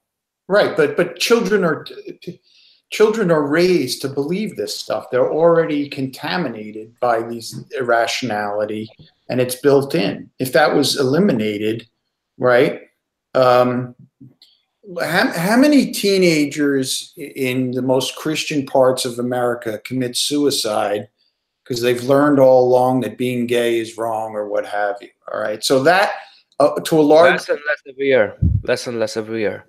What? I mean, how many kids believe in Santa Claus? Right. What I'm saying is those suicides would presumably go down with less people in the bully pulpit talking about the evils of homosexuality. Yeah, but do you Okay, understand that you just take away any kind of metaphor right now? So, Because suicides are actually on the rise among young people. I know. So it Right. has nothing to do with religion. No. Yeah. It's not true. I just gave you an example. You're also talking about I am addressing the specific subset of harm in this world based on religion. If you're talking about specific religious values, like the religious objection to being homosexuals, then I would agree with you. But that's one very extremely small aspect of religion in general. Right. It is. That's like a single factor. Name me a holy book where multifactorial situation. Name me a holy book that where women are even the equals of men. Or there isn't one, to my knowledge. So this stuff permeates. And this is not going to solve the world's problems. I don't think this is the thing that you're overstating the case when you think no one's talking about this is going to solve the world's problems. It's going to solve a subset of problems. And yes, Dusty, new problems may arise. There's no Sam Harris talks about how the world would be better if there was no religion, though. Well, yeah, but okay, so I'm saying that Jonathan Haidt would disagree with that, especially in this book and wherever else he talks about. Most atheistic societies are oftentimes the measurably the happier, more fulfilled societies than the religious ones. Well, I don't agree because I do not agree. Yeah, you can find America is not an atheistic society. That's true. Yeah. True. And the only ones that were purely atheistic are ones that were disastrous. Denmark, Sweden, the Netherlands. Are they don't go there. Don't go there, please. Don't go there. Those are Russia, China. Those are places that were on the wrong side of history. No, you don't want to go in Scandinavia about anything. And I hate this stuff when people, especially Americans, talk about Scandinavia. Bernie Sanders is telling how awesome life is there. What's wrong? It's ridiculous. It's ridiculous. I mean, religion. It's a lot better though. You don't have people trying to get Noah's Ark. So have you ever seen any kind of an Ingmar Bergman movie? Yes, I have. They're terrible. They're terrible. Yeah, and that's just a natural thing that is inside of their DNA. This is the last place you want to live in. Ugh. I don't know about that. So are you saying that we should replace the ideology of religion with the ideology of socialism, Ed? Guys, one thing I heard today when I was just drinking with other people. Okay, so telling that. Okay, so talking about China as a socialist country, a communist country, it's like talking about states as a Christian country. Oh, I was talking about like Sweden and places like that when I said socialism. There's no socialism in Sweden. They just live on oil. And they were on that common misconception. It's a social democracy. It's a socialist democracy. They have a lot of money because they were on the wrong side of history. They have a lot of money because stuff. There's resources. how many people? Like 10 million people living there, and GDP is just over the roof. And you know, when I hear Bernie Sanders just comparing American system to those Scandinavians, particular, or Norway is just the worst. And it's 4 million people. It's not just about money, because Saudi Arabia has more money than anybody, and it's a fucking police state with no rights. Okay, even but it's if, Muslim. But it's Muslim, you know. Yeah, I Sweden, know. it's not Muslim, but Sweden is Ingmar Bergman style. You don't want to work with Sweden. No, even if your perception of the Scandinavian countries is corrected, that's what I was pointing out earlier, is that if you get rid of those religious ideology, you replace it in a different with a different ideology in that hypothetical situation. Yes, and right, and the question then becomes, what do you replace it with, if anything? And obviously you don't. That's why you wouldn't do this overnight, which again is not a realistic question. It's a theoretical question, and it would matter what we replaced it with. If it was nationalism, that would be even fucking worse, because most wars are nationalistic, and most killing and so on is nationalistic pride and so on. My country, right or wrong. So yeah, it's dangerous territory, but there's no harm in pointing out the harm of fucking these little moral communities that think they know what God thinks and all the rest of it. I mean, let's just talk about America. I mean, something like half of America doesn't believe in evolution. Okay, and you could say, well, why does that matter that much? And then we could have a conversation about how ignorance matters. I mean, if half the people are ignorant about something so basic, what else are they ignorant about? What other things? That's a slippery slope argument, which to me is a faith claim. A slippery slope argument is a fallacy, or is at least a potential fallacy for sure. Okay, but you know, I don't see any. Does Canada have this problem where people want to teach creationism and biology? It doesn't seem that way to me. No.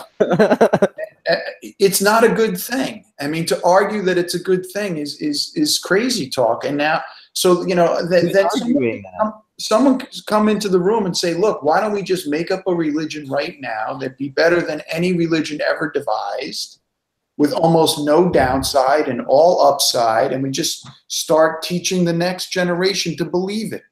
Okay? Maybe that's the answer. Follow Hayden's version of Christianity. But the idea of the American dream is a religion. Yeah, and a good one, because it worked for so long. Enlightenment philosophy. I don't consider it a religion. Like the Enlightenment of the founding fathers of America. That's an ideology. Mm-hmm. It's an ideology. It's not a religion. It was the rationalist response to religious fucking lunacy. No, but the American dream is a ideology. religion because it is a faith-based claim that you believe that that is something achievable. Yeah, all men are like. I would disagree. All men are created equal. That's a faith claim. Guys, do you remember That's this? not a faith claim. Yes, it is. No, it isn't. It's written into the law. It's the opposite of it. It's not written into a law because it's a fact, though. Yes, It's it a is. faith claim. Not a faith claim. All men are created equal under the eyes of the law. Now, you could say as a practical That's matter. because that law was created that says that. That's right. That's why it's not But that faith. doesn't mean it's a fact, though. It's a faith claim. Not a faith claim. You have to define faith. I mean, It's not a fact. It's not a fact though. Is it So if it's not a fact, what is it?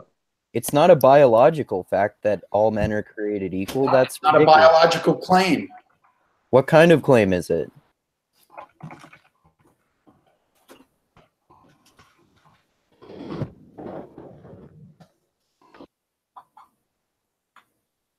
You all happened? abide by the same laws. I think Now I you can say, what missed about the I rich missed the kid who start of gets what you away said with there, it? Ed. What's that? I missed the start of what you said there. No, I'm just saying that social contract. If you want to turn everything in the world into a faith claim, go ahead. I mean, you're welcome to. I'm asking you to provide me evidence that faith as I define it is belief without evidence. Okay, so is there evidence that all men are created equal? Because I don't see of the law of the Constitution of the United States. The law of the Constitution of the United States was written by men who believed that all men are created equal and based this on a faith claim with their religious justifications, I might add. No, that had nothing to do with that either. Yeah, I found it in Polish-English dictionary. The idea of all men created equal comes from the Bible. Yeah, it does. For the founding fathers, it did. Claim all you... Oh, uh-oh. Did Ed just get kicked out? Yeah, because I know Polish Christian Bale does not like this book. I love this book. Not this book. I'm talking about the one I'm about to bring up. Oh, okay. Is, Sapiens. Oh, yeah. And Sapiens argues that the idea of all men created equals completely comes from a religious justification. Yeah. I'm so touched that you just remembered that. I hated this book. Ed? My goodness. I got bounced off. Thank you, Dustin. I got bounced off, boys. Dusty just mentioned that book Sapiens and about how Yuval Noah Harari talks all about that book. In that book, how the idea of all men being created equal is a religious idea. Initially religious. Okay. Yeah. Guys, I mean, there was a thing I just heard a while ago that people in medieval, time, they knew a little bit better than us because they understood that they were creating realm, the stuff that comes with Game of Thrones. There is realm, that there is reality, and there is this stuff that we just create and invent because we want to have power over other people or stuff or things. And in the 21st century, we are too stupid to understand that, and we just bring those things together too much. And they had this distinction, and this obviously is just fun. It's poetry.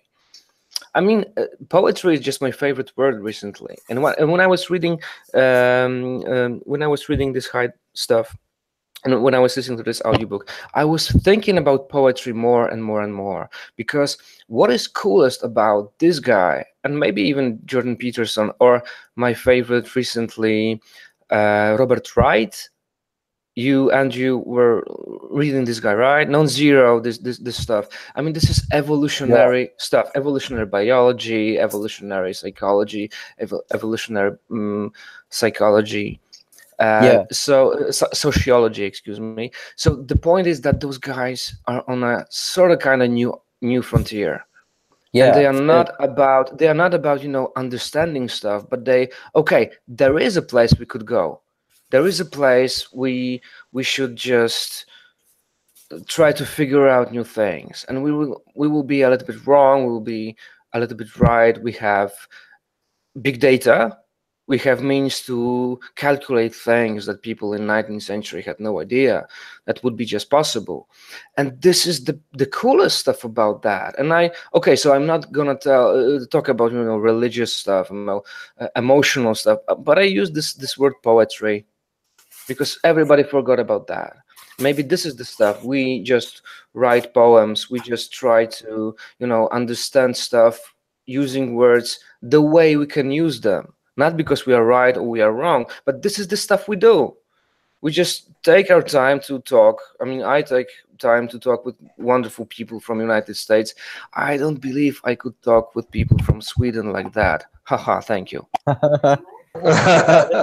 Yeah, like what you were talking about reminded me of how I think we've all talked before about how, for example, Jordan Peterson argues for the psychological utility of religion, and Jonathan Haidt does that a little bit in this book too. And then you also mentioned Robert Wright, who I think I've talked with all of you guys about reading his new book, Why Buddhism is True, where he basically makes a psychological utility argument for Buddhism without the faith claims, as you might call them, Ed. Right. I think it's called "Is Buddhism True?" Not Buddhism. Is it called "Buddhism is True"? I think it's affirmative. It's affirmative. It is affirmative. Yeah. Yeah. I think it's called Why Buddhism is True. No, why Buddhism is true, but it's affirmative. It's not a question. Yeah, I listened to that podcast. Those guys butt heads too, but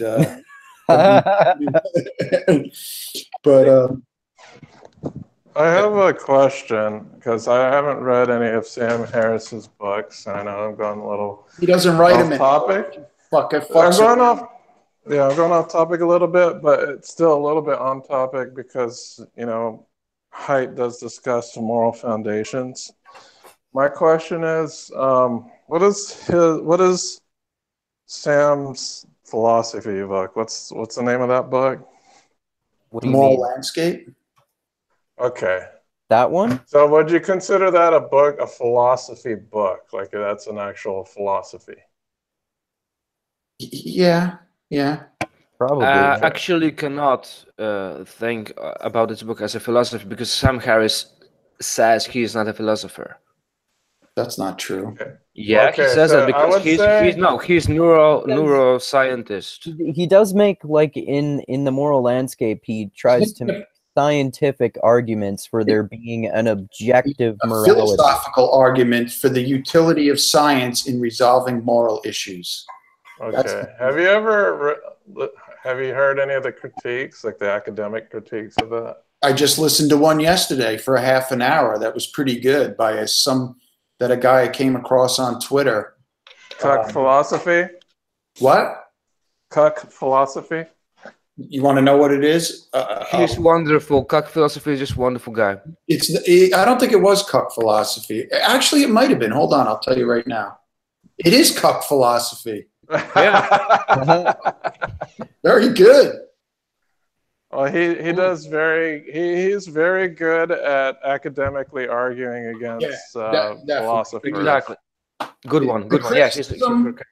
I'd have to list. There's a couple of small things that I would argue that weren't worded perfectly the way that I think.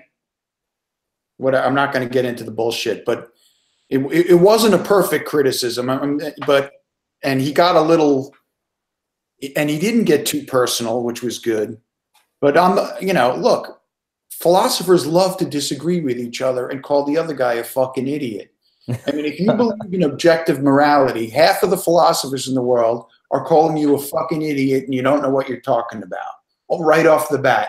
Or if you dismiss a particular philosopher when discussing philosophy, you're a fucking idiot who didn't address Kant's blah, blah, blah, blah, blah. I mean, that's what those guys do, and that's fine.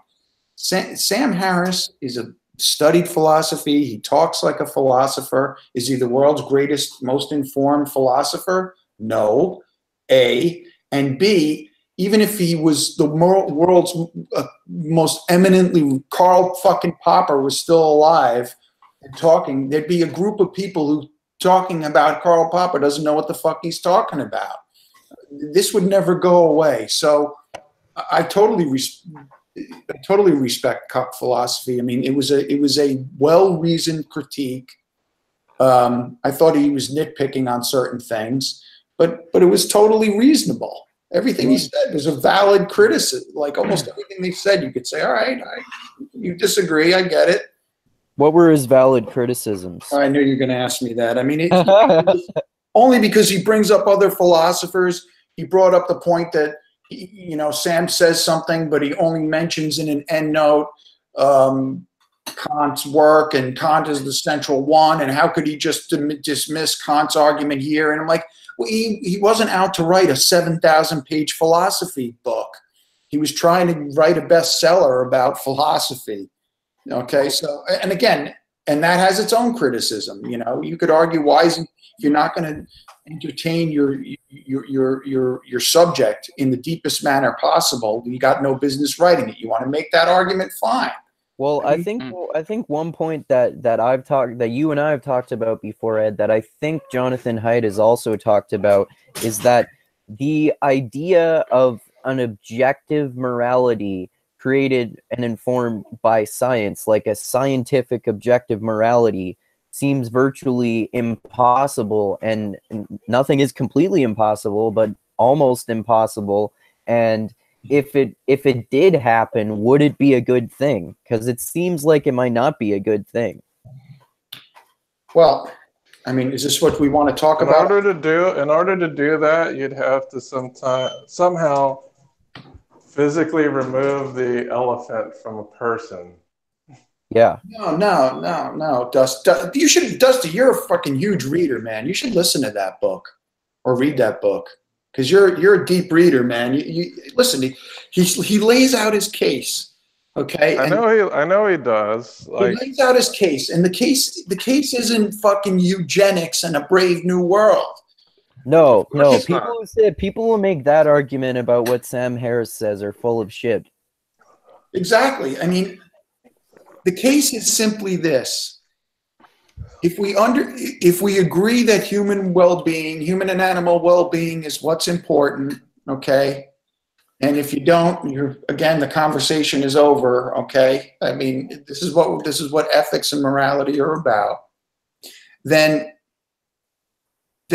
in principle, there must be right and wrong answers about how to proceed to capture that well-being, Why? or harm or reduce that well-being. Well, I think okay, I think it's possible, but the only way it's possible if you allow an AI to make decisions for you. That's science, dude. You're advocating his position. But Sam Harris would say that the AI would destroy the world if that happened, though. He's giving up AI stuff. Yeah. Which, believe me, if I saw him in a bar one night or something, not that I find myself in bars anymore, but I'd be like, dude, why'd you give up the whole AI thing? He totally lost interest in it. He doesn't think it's as hot and interesting and sexy subject as he used to. Maybe he actually developed a basic understanding of how AI works or something like that. I'm not saying that I do, though. That's still something I need to learn about.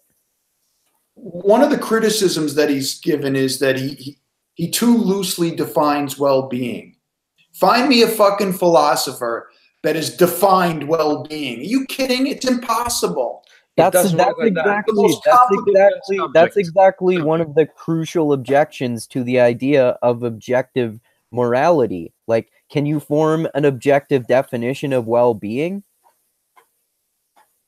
Maybe not, dude. Maybe not. But let's stop for a second and say, let's cut it up into a million different little questions and proceed with a scientific framework or the scientific method. Let's collect data. Let's get rid of the shitty data. Let's get our biases out of the way as much as we can and clearly look on the harms and benefits of proceeding down road A or road B. That's all. I would just say objective morality sounds like a boring life. Your decisions are predetermined at that point. That's a good point. Decisions are no, not necessarily. No. Well, if everyone was operating objectively to this moral, objective reality and not deviating from that, then all of our decisions will be predetermined. No, there's exceptions to objective morality. There can be exceptions to objective morality. This is the ditch that fucking Andrew falls in every time we talk about it. Well, okay, so let's say you have 100 decisions. Say that there's a situation and there's 100 ways to go about it. Right. If you're operating on an objective moral framework, would you have to choose the decision that is the most moral? You would, wouldn't you? Well, when would you? Well, if you're trying to operate at the highest level of this subjective moral reality, and you have 100 decisions, then you have to select the one that's the most moral. Well, why wouldn't you anyway? What's the argument not to take a less moral position? Okay, so this is my argument. all of our decisions would be determined if you were operating under that framework. Okay, well, I look at the analogy I look is you have a town that's self-contained and they have $1 million budget and they're trying to decide where to spend the money. And they find Well, there'd be no, if there was objective morality, there would be no reason to make these decisions. They'd all be predetermined. And if that's the case, then you just have AI run the decision making. No.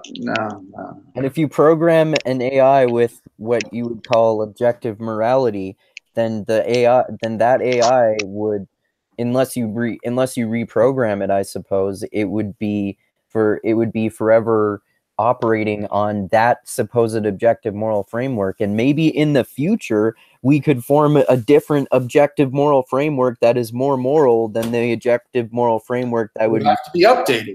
Right. The perfect example is mean that it's not objective then? No. The example is self-driving cars. Okay.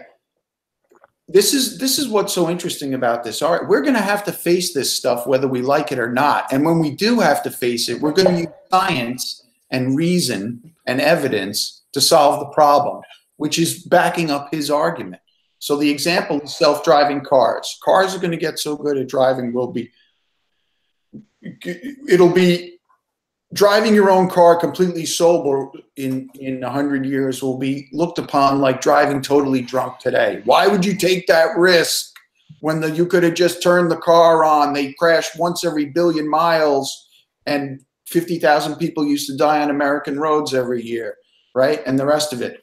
So we're going to have self-driving cars that are going to exceed our abilities. And then we might have the ability for it to say, all right, you can plow into those people or you can plow into a wall when you blow a tire going 80 miles an hour. And the car will steer towards the wall so it doesn't harm more people. And then we might have one that says, well, it could hit 3 people if it goes left and only hit 2 people if it goes right. And we're going to make that objective moral decision that hitting 2 people is better than hitting 3 people. Okay, we are making objective moral decisions there and you could. No, we're not. The AI is making it. Who's programming the AI? We are. We're going to have to program. Yeah, but the person in the car is not making the decision. And like no, the person who made the vehicle is going to have to make moral decisions. Well, with that blind rider on the elephant analogy that Jonathan Haidt talks about, it's pretty clear that we can't really make objective decisions. That's why we're going to farm it out to AI. But these AI are controlled by humans. Here's the problem. Here's the problem. Well, there's a giant problem. That's what I was saying before. Then if we farm out our decisions to AI, then all of our decisions are determined. And if you if we all have like some AI implant that tracks our decisions and tells us what is the thing to do, otherwise you'll be penalized. Like that sounds like a shitty existence to me. I also have one question. Let's think about Polish Christian Bale. Okay, one thing. Hold on, I want to stay. One thing before we move on to Christian Bale. Like, what if you're looking at porn, right? And there's 2 videos, but you prefer one, but one is morally more objective, and you don't want to watch that one. Right. Like, I understand. You're talking about like a Brave New World scenario. Now, here's the thing. If that scenario let's stick with the self-driving car analogy. You're never going to make the same. No, hold on a second. You're never going to make a persuasive moral argument that hitting 3 people is better than hitting 2 people. You could, though. Yeah, go ahead. Depends on who those 3 people are, wouldn't it? What if those 3 people are child molesters? I'll stipulate that it can only detect that they're humans. Make the argument. You can't make the argument. There's no argument. Yeah, but Well, we're talking about the ultimate end. So if that's the case, the AI would be able to detect if they're criminals or not. All right. Actually, they do talk about how this goes further. Are you going to, the example they use is it's going to hit one person or a single other person, and one of the people is 92 and the other person is 3 years old and healthy. Okay. We're going to have to decide that the 92-year-old is going under the wheels. And we're going to have unless the AI has access to the medical conditions of these people, and they determine that the young person has a terminal disease that will end their life in 6 months. You're making me think of the movie adaptation of iRobot, Ed. Like in the movie iRobot, Ed, Will Smith's character, he regrets the decision that the robot made when he's in a car crash to save the life of him instead of a child, because he had a higher percentage of surviving if the robot rescued him rather than a child. So he hates himself after that happens because the robot chose his life instead of the life of the child. Yeah, see now that's the trolley problem. That's the classic trolley problem right there. Yep. Same body count, but the repercussions of the decision, in one scenario you feel like a hero, in the other scenario you feel like a murderer. So it's true. This is what we all have to work out. Okay, but that's possible that Sam Harris is correct, and something like this may theoretically exist. But without having omnipotent powers of information to assess every piece of data in the situation, there's no way to implement it. I totally disagree. Mankind has implemented everything in an incomplete way since the beginning of time. Why would? Yeah, but that doesn't make it objectively moral, though. I'm just saying, in order to get an objective moral outlook and everything, you'd need to have so much information that it would be impossible for So you want to make a those types of decisions, Ed? You're making the perfect, the good, the enemy of perfect, or whatever that expression is. What'd you say? No, not so much. I'm just saying that in order to implement objective morality, you need every specific data point that can affect the outcome. To get it perfect, yes. That's the only way to have it objective. No, wrong. You got to get over this word objective, dude. Objective means undeniably 100% true. No, it isn't, because the example that they use, and it's a perfect example, is chess. Chess is a game of perfect objectivity, but there are exceptions to rules. Don't lose your queen is a very fucking good rule if you want to win at chess. But there are times when surrendering your queen is the smartest thing in the world to do, or the only thing you can do. So that but that's a game. It's not like a moral dilemma. Bring it back to the car. Bring it back to the self-driving car example. There's a moral dilemma in that example. No, there isn't. No, there isn't. We have, let's say it's 20 years from now, and we have self-driving cars that are, let's say, 95% better than humans at driving cars. Not perfect, but 95%. Okay? Highway deaths dropped 95% thanks to self-driving cars. And then it comes out that it can distinguish between hitting a car with 5 people in it or hitting a car with 1 person in it. Are you going to say, no, we don't want that technology? Of course you're going to say, I want that technology. In every case, at that point of decision, you're going to choose to hit the car with 1 person in it than 5. Okay? Can I read you the definition of objective and why Jonathan Haidt disagrees that people can be objective? The definition of objective here, I just looked it up. Of a person or their judgment, not influenced by personal feelings or opinions in considering and representing facts.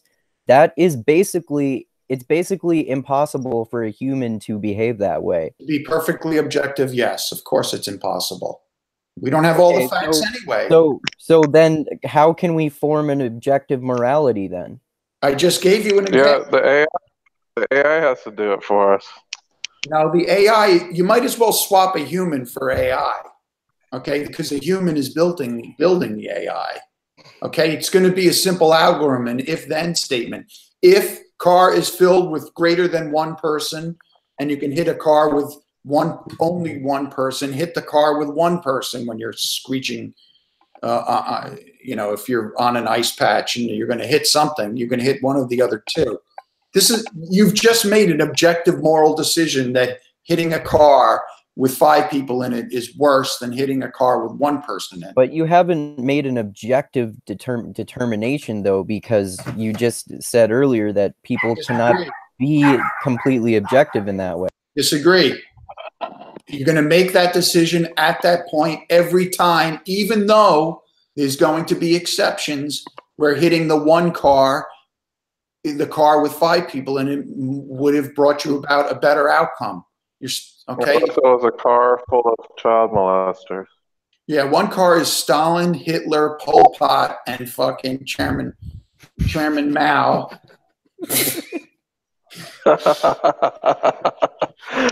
I'm saying, like, I understand what you mean, but even if a human programs it, it's still it's just data manipulation. That's right. There's no consideration of feeling in the algorithm.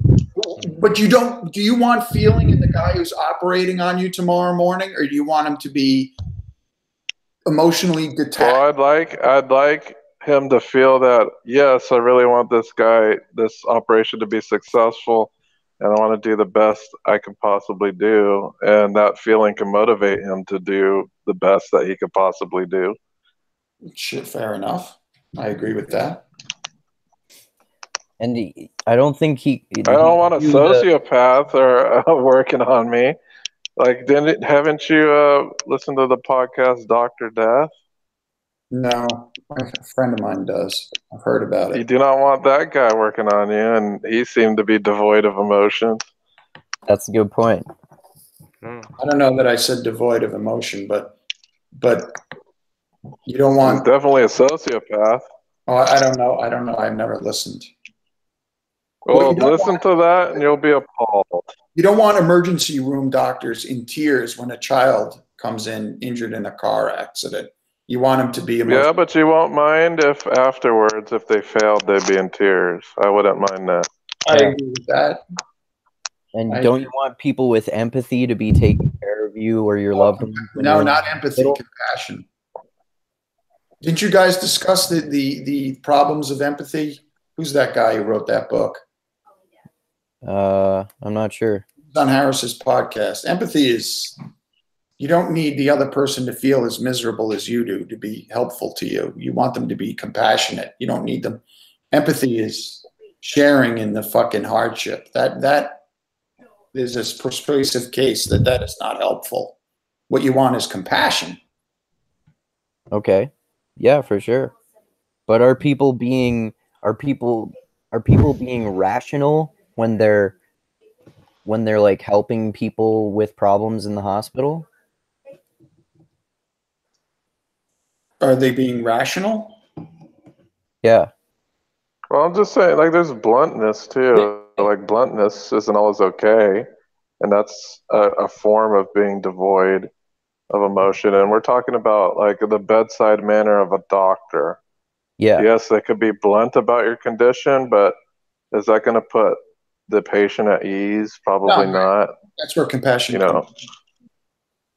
Now, but you could definitely, good bedside manner can produce positive outcomes for the patient. No doubt, dude. And like without compassion, like you were talking about, Ed, you wouldn't have compassion for like an emergency room doctor who's operating on a gang member who just shot 3 children but got shot in the process or something like that. Yeah, no. I'm arguing for compassion and less for empathy. It's just an idea. Empathy is sappy word that on closer examination doesn't make a whole lot of sense. You know, you're having a bad day, your friend wants to help, they have to have a bad day too? No. They will want to help and they should help, but that doesn't mean they should be feeling as miserable as you do. That seems like an extreme example of empathy. No, look up the word empathy. Sharing in the experience. Well, maybe. I don't know, man. I just think that having an objective morality executed perfectly would be the most boring society that I can think of. Well, executed perfectly is where you can just throw that out. I mean, this is, philosophers have been talking about this for thousands of years. And it's really fucking hard. It's hard. It's hard to persuade people even on the simple ones, much less the most complex fucking 7 billion people in the world all trying to get along. It's the most complicated problem imaginable. Do you think everyone will ever get along? No. I don't think so. No. And then, would you want it? Probably not. I mean, do you ever see that would be boring too. What's Woody Allen's movie where he wakes up in the future with the orgasmatron and everything else? What's that? Oh, Sleeper. Oh, You know, they've solved all these problems, but they have all these other. That's a fucking great movie, by the way. I can't recommend enough. I haven't seen it. It sounds great. It's fantastic. Yeah, I think it's possible maybe there is a theoretical construct of objective morality, but I don't think it's something that should be strived for. Yeah, I had this question, I think, a little bit better than killing people. What if Polish Christian Bale has 2 girlfriends at the same time? So what does Sam Harris think about that? What is it objective? Is it moral? Well, it depends on the moral foundation that the objective morality is placed upon. If it's liberal, there's not going to be any problem. If it's conservative, then there's going to be a problem. Exactly. Yeah. I don't think that was a serious question because you didn't raise any more. What's the moral issue? Yeah, my question is, what is objective about the morality of this case? What if somebody thinks it's not moral? What if somebody tells me that it's not moral? To have 2 girlfriends at the same time? Exactly. Yeah. Simple as that. You have to prove harm. What's the harm? And if you can't find any harm, then the case for it being immoral goes away. In my book. Yeah. I mean, they say they love me, but I have no idea what they think when I don't see them. Would that mean that it's objectively moral then for someone to have 2 girlfriends in that case? You tell me. I guess it would depend on if they knew and if they cared about it. Yeah, exactly. So it seems subjective. Like the most important cases. Yeah. No, lying to one of them or both. There is no lying. There is just truth. Everybody knows what is going on. I've got 2 girlfriends. They know each other. I have no idea. Exactly. I have no idea. I am objectively what I know, what I hear from those girls is I'm cool, and they are cool with the situation. But I have no idea what is happening with those girls when they are alone, what they think, right? Feelings, and I hear from people that I'm just fucked up, and I'm just objectively immoral. This is what I hear from other people. No, but even more complicated than that, because the women could say we're fine with it when they're really not fine with it. Exactly. Or they could say that they're single when they're actually not single. Mm-hmm. And they could. The key is they could not be aware of what they're missing. Maybe. Yeah. So objective morality, it requires all information to be on the table. No. Well, doesn't it? Because my grandma's table.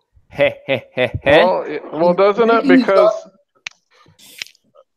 like the decision. Objective morality, you never have all the information on the table, right? You guys are What's both that? talking at once. Yeah. There were just problems with you guys. Please repeat if you could.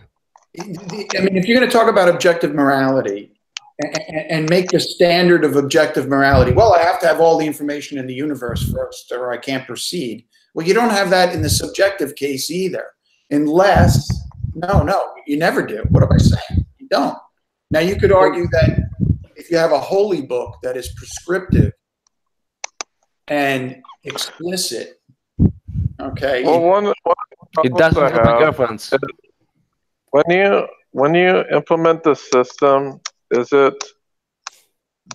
do you want everything to become more objectively moral or not? Because if you're striving for more moral objectivity, then the information would need to be on the table.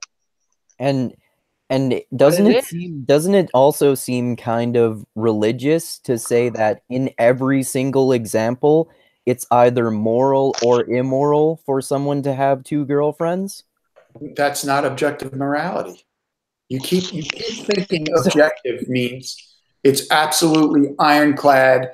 There's no exceptions. It goes this way. It's black or white, A or B. That is not objective. No, I don't think it's saying. It's more like because I know there are exceptions, but those exceptions are based on available information, right? Sure, but that's always the case. If we want this system to be more and more efficient, then more and more information has to be on the table. Yeah, it's true. We already have a lot of information. I would say if that is the case, then if this is a science-based morality, science is always striving to get more and more information and to be more and more correct. Then isn't the natural progression of this system of morality to get more and more of this information in order for it to be basically workable? Yeah, even more decision-making tree, right? Like I'm saying, it's possible that this framework exists, but I don't think implementing it to its complete end would ever be gratifying in any way. I don't believe that science is fuck enough to answer this question. That's so probably true. Exactly. They just always talk about, tramways and killing people. That's what I'm good about. Yeah. Tramways and killing people. Yeah. I don't know. Like Sam can go ahead and go off on a theoretical construct, but the question for you is, in principle, whether we ever will know it or not, do you think that there's right and wrong answers to any specific moral question? I don't think so. Absolutely not. You don't, huh? No, I don't. Any particular moral, you don't think there's a right or wrong answer? Read The Righteous Mind and see what Jonathan. No, I know where you go, Ed, but the point is that if we have to answer those questions, we are not about answering those questions. We are about doing politics. Yeah. If there's some Muslims that are terrorists and you have this moral fuck upness that they have the right to just be terrorists. No, it's not about morality anymore. It's just about doing politics. Well, here's what I'll say, Ed. There might be, but we don't have access to I didn't ask about access. I said, in principle, are there right and wrong answers? There are no politics. Depending on what foundation we're working with, yes. But I don't know if there's an objective foundation for that. People have very different foundations for analyzing. You're halfway there to Sam's persuasion of his argument, whether you agree with it or not. Getting someone to admit that there's right and wrong answers about the moral and ethical questions that face us today is getting you halfway there to understanding that if there's right and wrong answers, well, then we got to data mine and understand the problem and try to figure out those answers. And the way that we do that is through science. I don't agree that there are objective right or wrong answers. Really? Okay, so you don't think I can... I think there's right and wrong answers depending on which closed system you're in.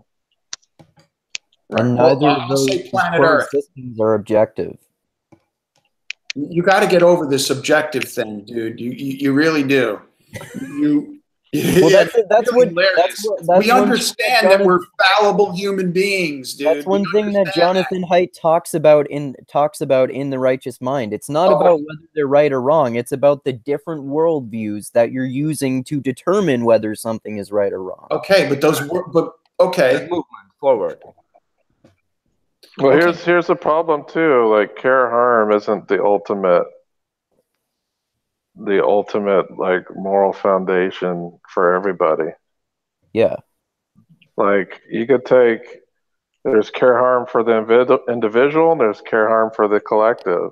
And those are always two conflicting things. Yeah. Yeah, that's true. That's true. And there's no way to, I don't know, there might be an objective way to weigh those out, but you always have the care harm of the individual versus the care harm of the collective society. Yep. And it's fucking hard. Like, if one person doesn't want to die for the society, is that worse or better than him, not doing it? So I don't know if science can ultimately determine whether the individual's right to live versus the society's right to prosper is there, or even there objectively.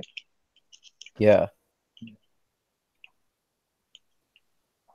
And I think a lot of Sam Harris's, I don't know, I never read the book, but it seems like there's a lot of basis in the individual as far as the way decisions are made. Yeah.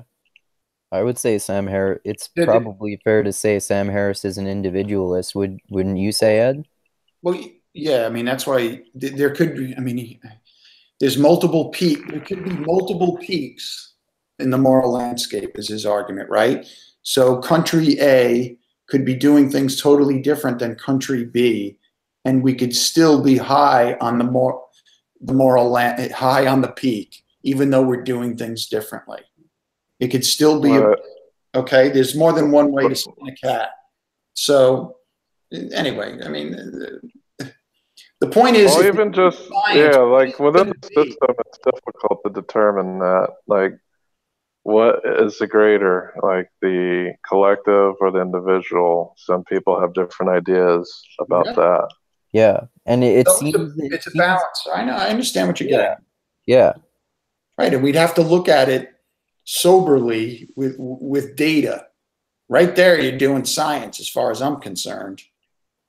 Right? Well, yeah. So I think the other point I made also comes into this, which is the more to effectively do that, you need as much data as you can possibly get. Yeah, no doubt. And sometimes that data is not capable, or at least, I don't know if you can get the real-time computation that's needed. Right. To, I mean, look, ask a question like, was it moral to drop those nukes on Japan in 1945? And of course, I would say, yes, it was, because it ended the war. And it certainly meant fewer American and Allied casualties. Because one, Japan's major cities had been fucked to hell before that. The bombs, yeah, they blew up a lot of people in a smaller span of time, but all of, like, 22 of Japan's cities had already been leveled at that point. Right. And they also feared the Russian invasion. So, a Russian communist coming into Japan, they had this religious fervor for their emperor. What do they think would happen when the communist communist Russians would go in there and start wreaking havoc? It wasn't just the bombs that they were concerned about. Like, Yeah. Right. I there's didn't know. more information in there that we have to consider than just ending the war. There were other things that contributed to that. Like the Russians were going to invade the Japan. That was the plan, and it was only until like it was I've heard that the events were concurrent. The events were concurrent. There was a dropping of the bomb, and the Russians were about to invade, regardless of the bomb dropping or not.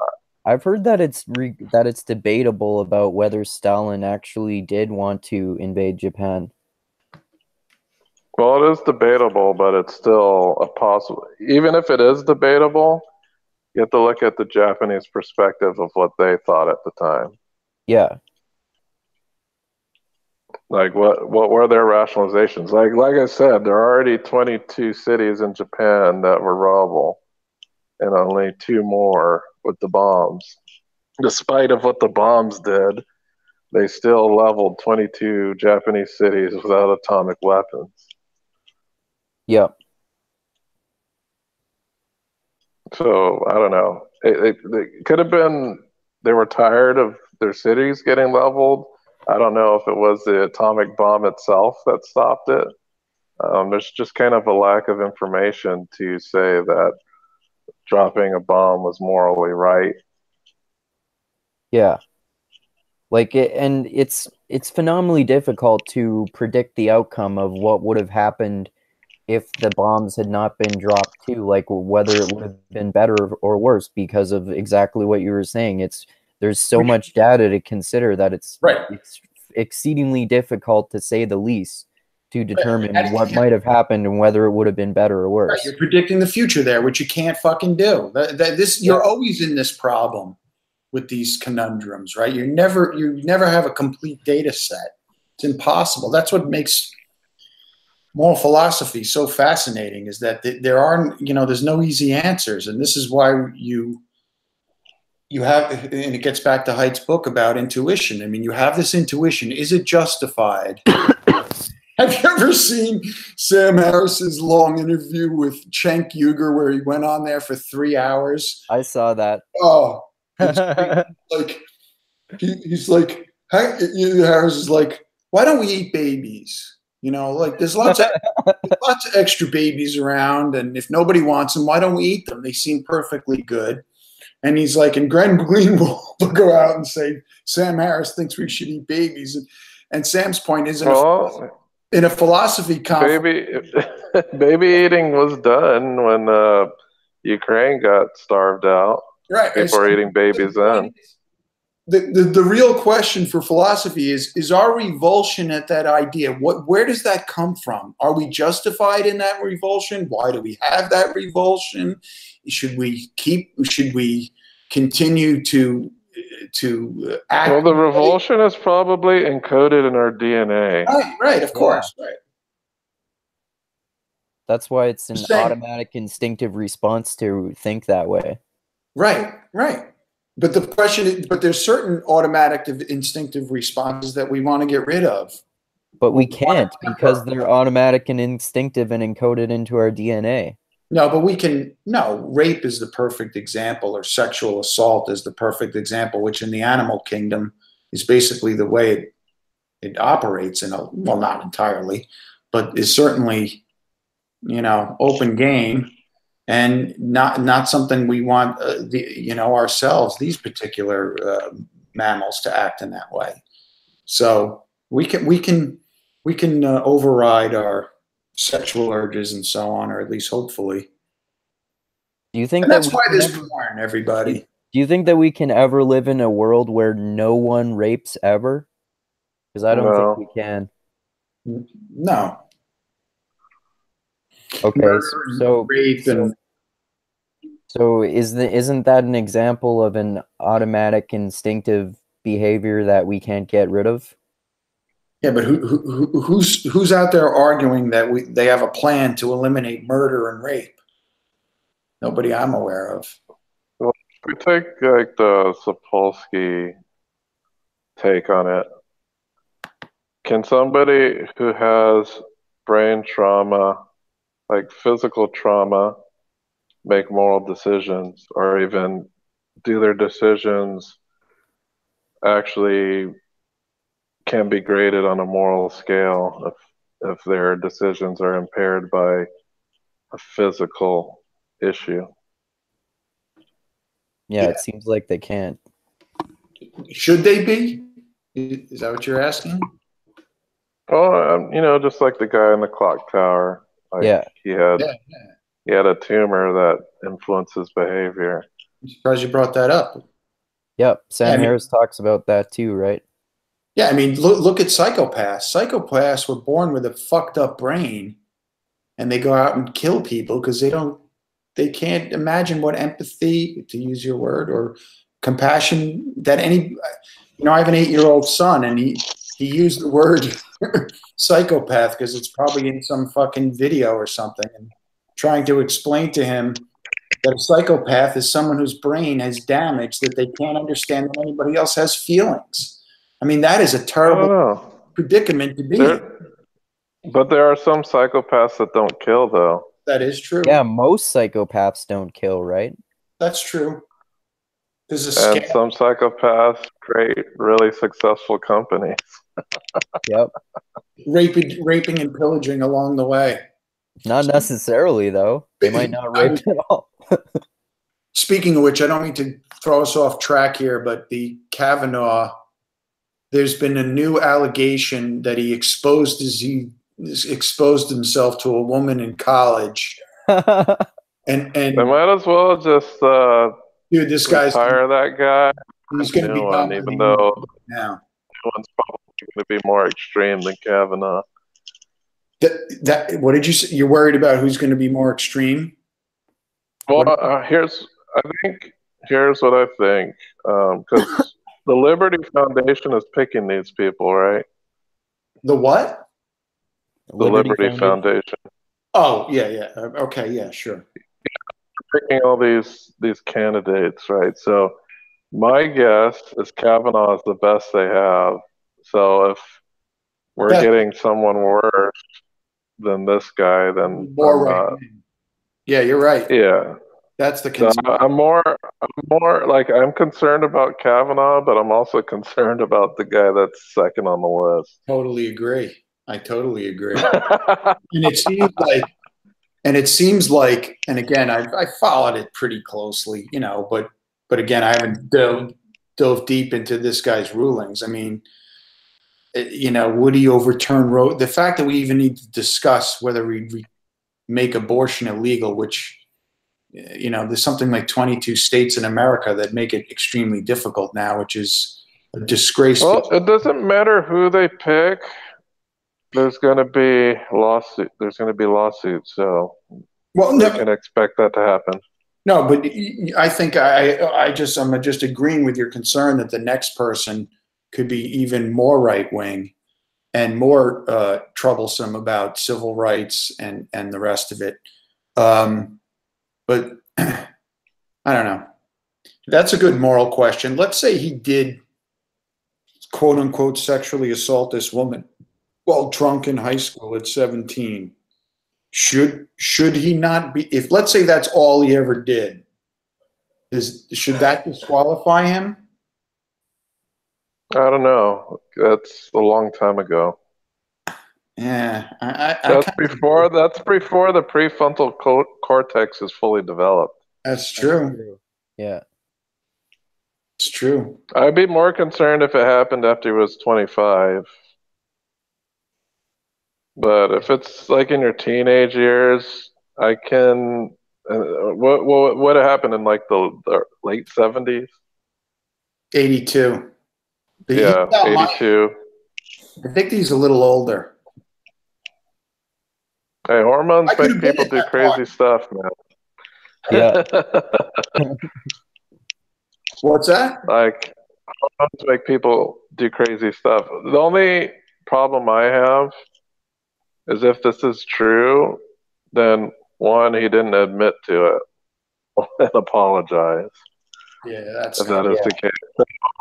Either way, this is not going to look good. Just imagine how hard the other side is working to find people to come out against this guy. And I'm not saying they're wrong to do it. I'm just saying, like, this is, the stakes are so high on this. And you know the stakes are high because even when shithead, lowlife, malignant, narcissist, scumbag Trump was asked on it, he gives a very reason. He kind of broke away from it a couple of days ago, but for the first week or two, he was giving these incredibly reasoned, pat responses to the questions. And you could just tell that it's the one thing that's keeping him afloat with his base is that he's getting conservative Supreme Court justices. Like all the rest is bullshit to him. Like he's never seriously answered a question ever posed to him. But on this, he was measured. He went off the script on Twitter a couple of days ago when he named her by name and said, oh, if it was serious, she would have come forward. And meanwhile, we know that, and I'm not saying I know what happened. I'm just saying that we know that these go underreported. These kind of incidents go underreported huge. And that's not just anecdotal bullshit. But it's just interesting that Trump, like everybody on the news was like, wow, he fucking answered that like a real politician. They were shocked. Like, this must mean something to him. I mean, he understands how important this is because that's like a legacy thing for him. You get those Supreme Court justices on there for 30 fucking years. Well, he's the absolute worst person to have even comment on it regarding president, though. Like, regarding all the stuff that's happening with him and porn stars and whatnot. He should just shut up and have you ever seen? Let more principled people talk. You know that Stormy Daniels? I don't happen to find her attractive in the least. And I saw her briefly on one of the porn. I don't know which one it was.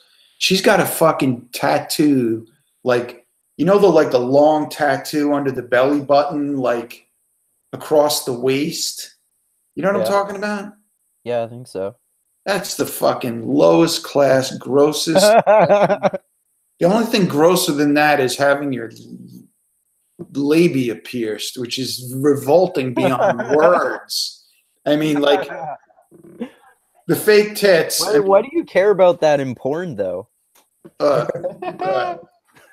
just saying that, like, tattoos around your groin, it's like around your crotch. It's like, what the fuck? Some people like that. Yeah. And like clit piercings or something like that too. Listen, I'm speaking. It sounds like your sanctity moral foundation is triggered by that.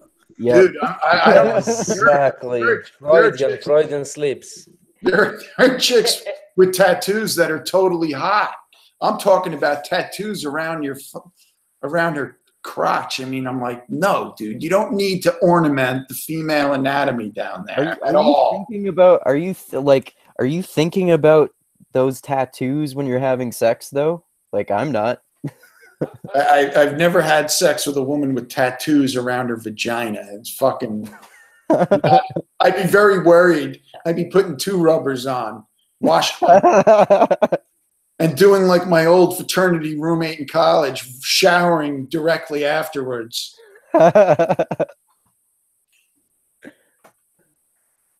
Damn, we got like so off topic, but that's fine. That's okay. Jonathan can be proud of us. These conversations pretty much always go this way unless Hunter's here. He likes to keep us on topic. Let me ask you a question I have a question about since we're off this. This I truly do not understand. You go to a porn site that is not gay. Okay? Not that there's anything wrong with it. Okay. Go to YouPorn or XHamster or whatever the fuck, and there's a category for gay. Like, what the fuck is that doing there? There should be none of that content on that site. You want that content? That's hey man, all for it. Go ahead, do your thing. But go to a different site. Like, why are they putting that on this site? And do you know how to use filters, don't you? Dude, I'm talking about a category. I'm talking about a category. Dude, should when I've seen porn, I've never seen that category. Maybe you should visit different porn sites. Dude, I'm talking about all the most famous ones. YouPorn and Okay, which category are you talking about? The What? gay category. Immoral. the gay and bi category. Why in the world is there a fucking gay and bi category on xvideos.com? Because gay and bi people watch porn. Yeah. But there are presumably there are gay and bi porn sites. That's all I'm getting at. Right? Okay, then, all right. So the argument too is if you don't like fat people, why are there fat people on the porn website? Why are there like BBW porn categories? Yeah, why are there like GILF categories? You can't figure out the distinction between BBW and gay. I don't know what else to say. People have wildly different sexual preferences, though. I'm not criticizing the preference. What people prefer is their own business, and I couldn't care less. Have fun. What if a girl who's hetero likes saying that? Maybe she gets off on it. Yeah, like how guys like watching If lesbian. you want to see two guys going at it, why would you go to fucking YouPorn? That's what filters are for. What do you mean that's what? Yeah. Why would you go to YouPorn if you want to see men going at it? That's my point. Presumably you could see anybody going at anybody on those. Here's my point, dude. It's got to be 1 million gay websites that have 1 billion of those videos. So why would you go to X videos to see the 100 they have? Ed, do you want to take away lesbians from me? Ed, what the fuck? Ed, don't you see dicks when you watch any porn unless it's lesbian porn? If you can't figure out that there's a difference between a dick and gay porn, I don't know what to tell you, my friend. Did you accidentally click on a gay porn video recently or something? It's actually a serious question, and I think I have a theory about what it is. I don't know. I don't think it's a problem. You could always filter the results out if you don't want to see it, and if someone does, here's the thing I'm not talking about filtering. The sites are not just about viewing. You know, there's an underlying community on those websites. So it's kind of like a social media site as well. I don't get it, dude. It doesn't make it. There's got to be a reason for it, and I still don't understand the reason. I know. Well, here's the reason: advertisements. Yeah. Dude, are you going to advertise where? How many gay men are going to xhamster.com? The answer is 0 because they have their own websites with all the fun shit. I bet there are definitely gay men who visit those mainstream porn websites. Why? Because there are different types of porn that people like. Dude, if I was a gay guy, I don't think I'd want to watch lesbians going at it. What about like bisexual guys? Well, some people have the theory that What was that, Polish Christian Bale? According to Jonathan Haidt, there are many flavors. Yes. Exactly. Many flavors? Exactly. Oh, yeah. Vive la It's like if Baskin Robbins cut like 10 flavors off their list. You know, well, who cares? They're making money off it. There's probably people. All right, here's an experiment. Go onto these sites and see what the view count for these disgusting videos are, and you'll probably be surprised. Like straight guys have gay fantasies sometimes too. See, that's my theory. It's guys who are gay who can't deal with the fact that they're gay. So they go into a straight website and then act. But what if they're like Andy Dick? You know, they might enjoy both of them. Dude. You know, according to Thaddeus Russell, until the 19th century, there wasn't this huge distinction between homosexual and heterosexual. Like it was fairly common for heterosexual men to experiment with gay sexuality. Including Christopher Hitchens. But that is Really? the 19th I century. didn't know that. Yeah.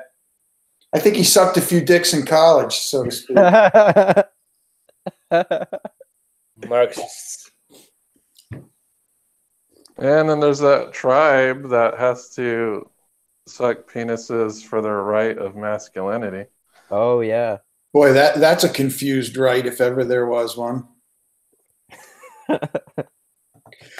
Let me go suck a bunch of dicks to prove what a man I am.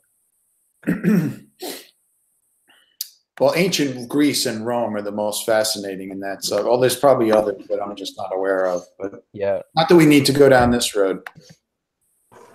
Oh, you mean like, but weren't they fascinated by small penises? They weren't into big ones. Big ones weren't. You're talking about ancient Greece. Big ones were not the ultimate. Really? But then again, satisfying women probably wasn't the ultimate either. But the biggest ones can also not satisfy.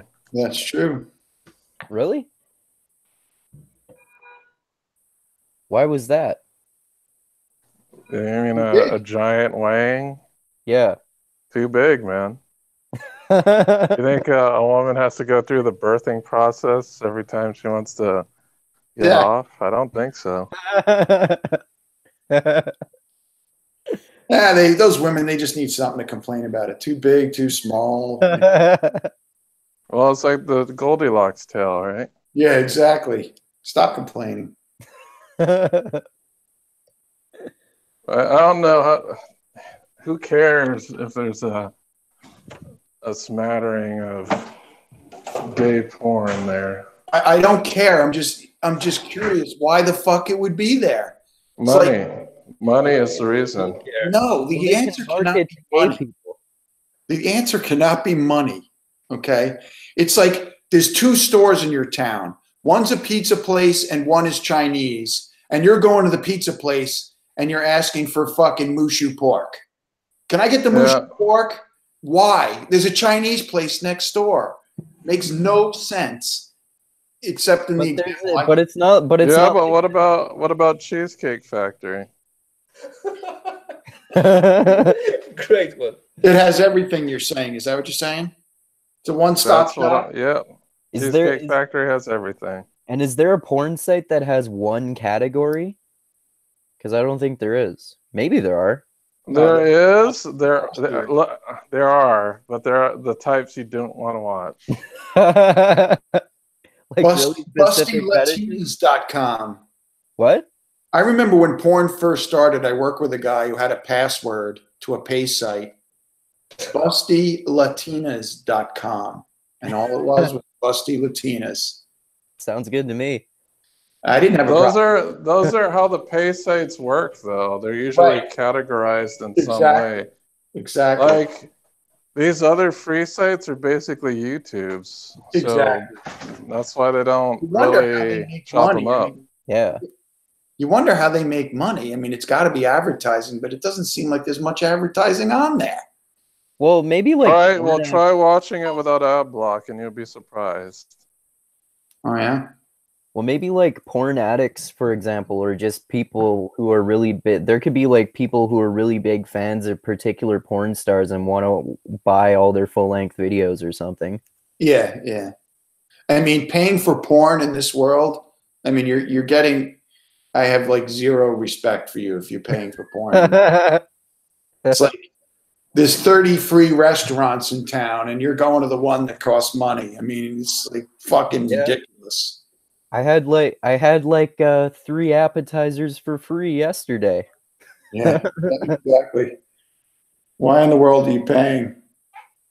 Well, I've heard podcasts where they're like wealthy individuals who pay porn stars to make private videos for them. Really? Oh yeah, Like they'll say, okay, I want you to do this and this and that video will only be seen by the guy who paid them to do it. Oh yeah. Jeez. You can see that. You can see that with those women who are doing like Snapchat porn or something like Right. that.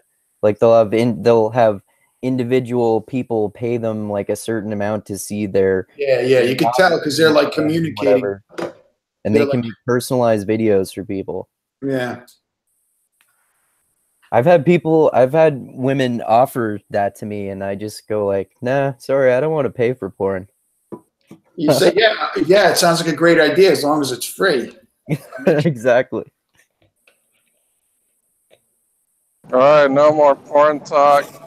Yeah, let's wrap this up, boys. I don't want to disgrace the name of Mixed Metal Arts. Although we already have. Sorry, everybody. This got raunchy as fuck. That was pure. So that discussion was pure sociology.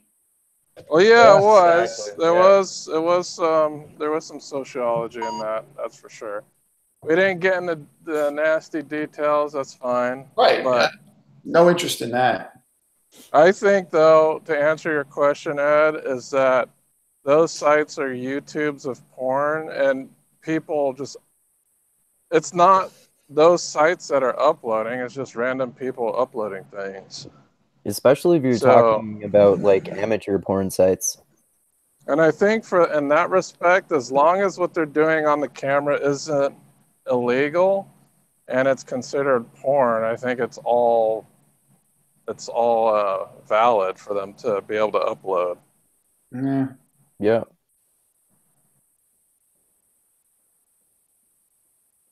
And if you want to see that other weird shit, then you gotta look elsewhere. Like, you're not gonna find 2 girls in 1 cup on those sites, because I think that's actually highly illegal in some places. 2 girls, what? Is it? You have 2 girls, 1 cup. I think that's actually, I don't know. I think that's probably illegal in some states in the United States. I'm so glad that I have never watched that video. That's bullshit. It was bullshit, though, right? Is it? Real. I think that's actually illegal. I think in some states that would actually break obscenity laws. Though. It wasn't Really? real. Was it Right? staged? It was faked, right? No, that was a real video. Are you sure, dude? Because I read an Did you article. watch it? I read an article about that. Did you watch it? I read an article about it years ago, and my friend. I don't care if you read an article. Did you watch the video? Just hold on. No, I've watched. I don't know where I came across this, and I mentioned it to a friend of mine who's a porn lover beyond measure, and he said, "You haven't fucking heard about that?" Like, he was shocked that I heard about it. And then I saw videos of people watching the video and the look on their face. I remember kids telling me about this when I was in high school. That's how long ago this was. Yes. But I thought it was faked. I'm serious. I thought it was faked. Okay, even if it was faked, there's still the problem. What do you mean by faked? Like digitally enhanced, or? It's a woman eating shit, right? Or something? Well, there's more than that. You get to see it come out. So if they fake that, they must have had some pretty high technology back in that day. I don't know. I'm not that interested enough to fucking. I have no desire. Yeah, that's why. That's why I'm saying it's probably not fake.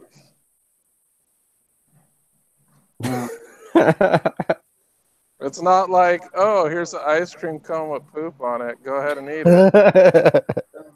It shows the entire process. Christ. But yeah, let's not talk about that. I don't think anyone You brought it up. visualize that. I didn't bring it up. Well, did I? Yeah, I think you did. The only thing I said is that would be considered illegal. I'm saying that those websites will put anything up that's considered pornography that's not illegal. Yeah.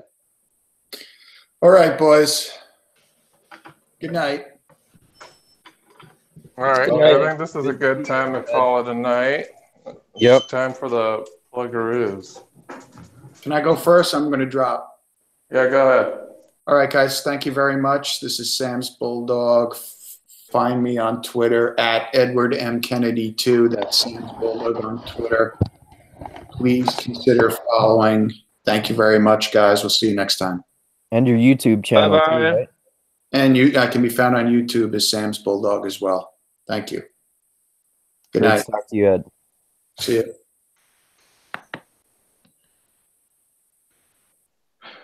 Christian Bale Domon, do you have any plugs? Not yet, but I'm working on it. So next time maybe. Well, and I think that to 1 month from here, there will be a plug. But as for now, I'm with Polish Christian Bale. This is not the future my mother warned me about. Thank you. That was awesome. You are fantastic as always. Thank you, guys. Thank you. You're welcome. Do you mind if I call you Christian Bale Domon? Doman? Yeah, As you Bale. wish. Christian Bale Domon. Doman. Yeah, okay. Like it. I don't know. I guess. I don't think Andrew got the reference. No, I didn't. Bale Domon. He's the captain of the ship. Oh, is he? And the Wheel of Time. Oh, okay. Oh, I didn't realize. Okay, so if the reference doesn't work with Andrew, I'm still Polish Christian Bale. That's the deal. Yeah. Sorry guys. Man. All right, Polish Christian Bale. That didn't work, so I will dismiss that. Thank you, guys. Thank you. Awesome. What do you got for us, Andrew? Yeah, people can check out my YouTube channel if they want to, Mindgasms, and I do podcasts with people like Dusty and Ed there, and I make videos about ideas and read my novel chapters on there. And then there's also my blog at mindgasms.theblogpress.com, and people want to contribute to me on Patreon. That's awesome too, on Mindgasms. And then I'm on the social medias, the Twitter and the Facebook Ibuha at Andrew Meitzer. Got that weird German spelling of my last name, Meintzer. And that's it. All right, and make sure you donate to Andrew's Patreon. Yeah, that would be awesome. And make sure you donate to Mixed Mental Arts Patreon, and you can check out our social media presence at Twitter, Mixed Mental Arts, Facebook, Instagram, and we have our webpage, mixedmentalarts.online, where you can check out the belt system. We're going to do another book chat. Usually we don't, I put a vote on it. I'm not going to do a vote this time. We're just going to go straight into a coddling of the American mind. So that will be our next book chat in a month. I am going through it. It's a really interesting book. And I think everyone's going to like it because it's such a contentious topic. But that's what we're going to be doing next. That'll be in about a month, and that's The Coddling of the American Mind by Haidt and Greg Lukianoff. Yeah, there you go. I couldn't pronounce his name. But Lukianoff, I think he's a lawyer with FIRE, right? Yeah. Yeah, FIRE's a campus free speech organization. And Jonathan Haidt, he's with what is the Heterodox Academy. Yeah.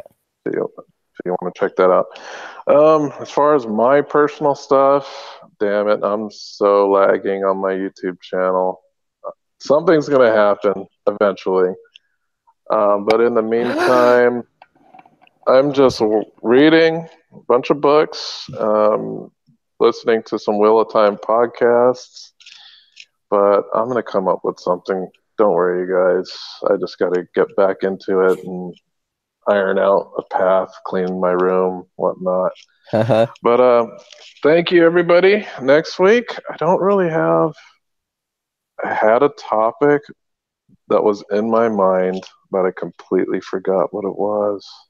Oh, yeah. Okay, so next week, I think I wanted to do a mixed movie arts chat about accidental courtesy.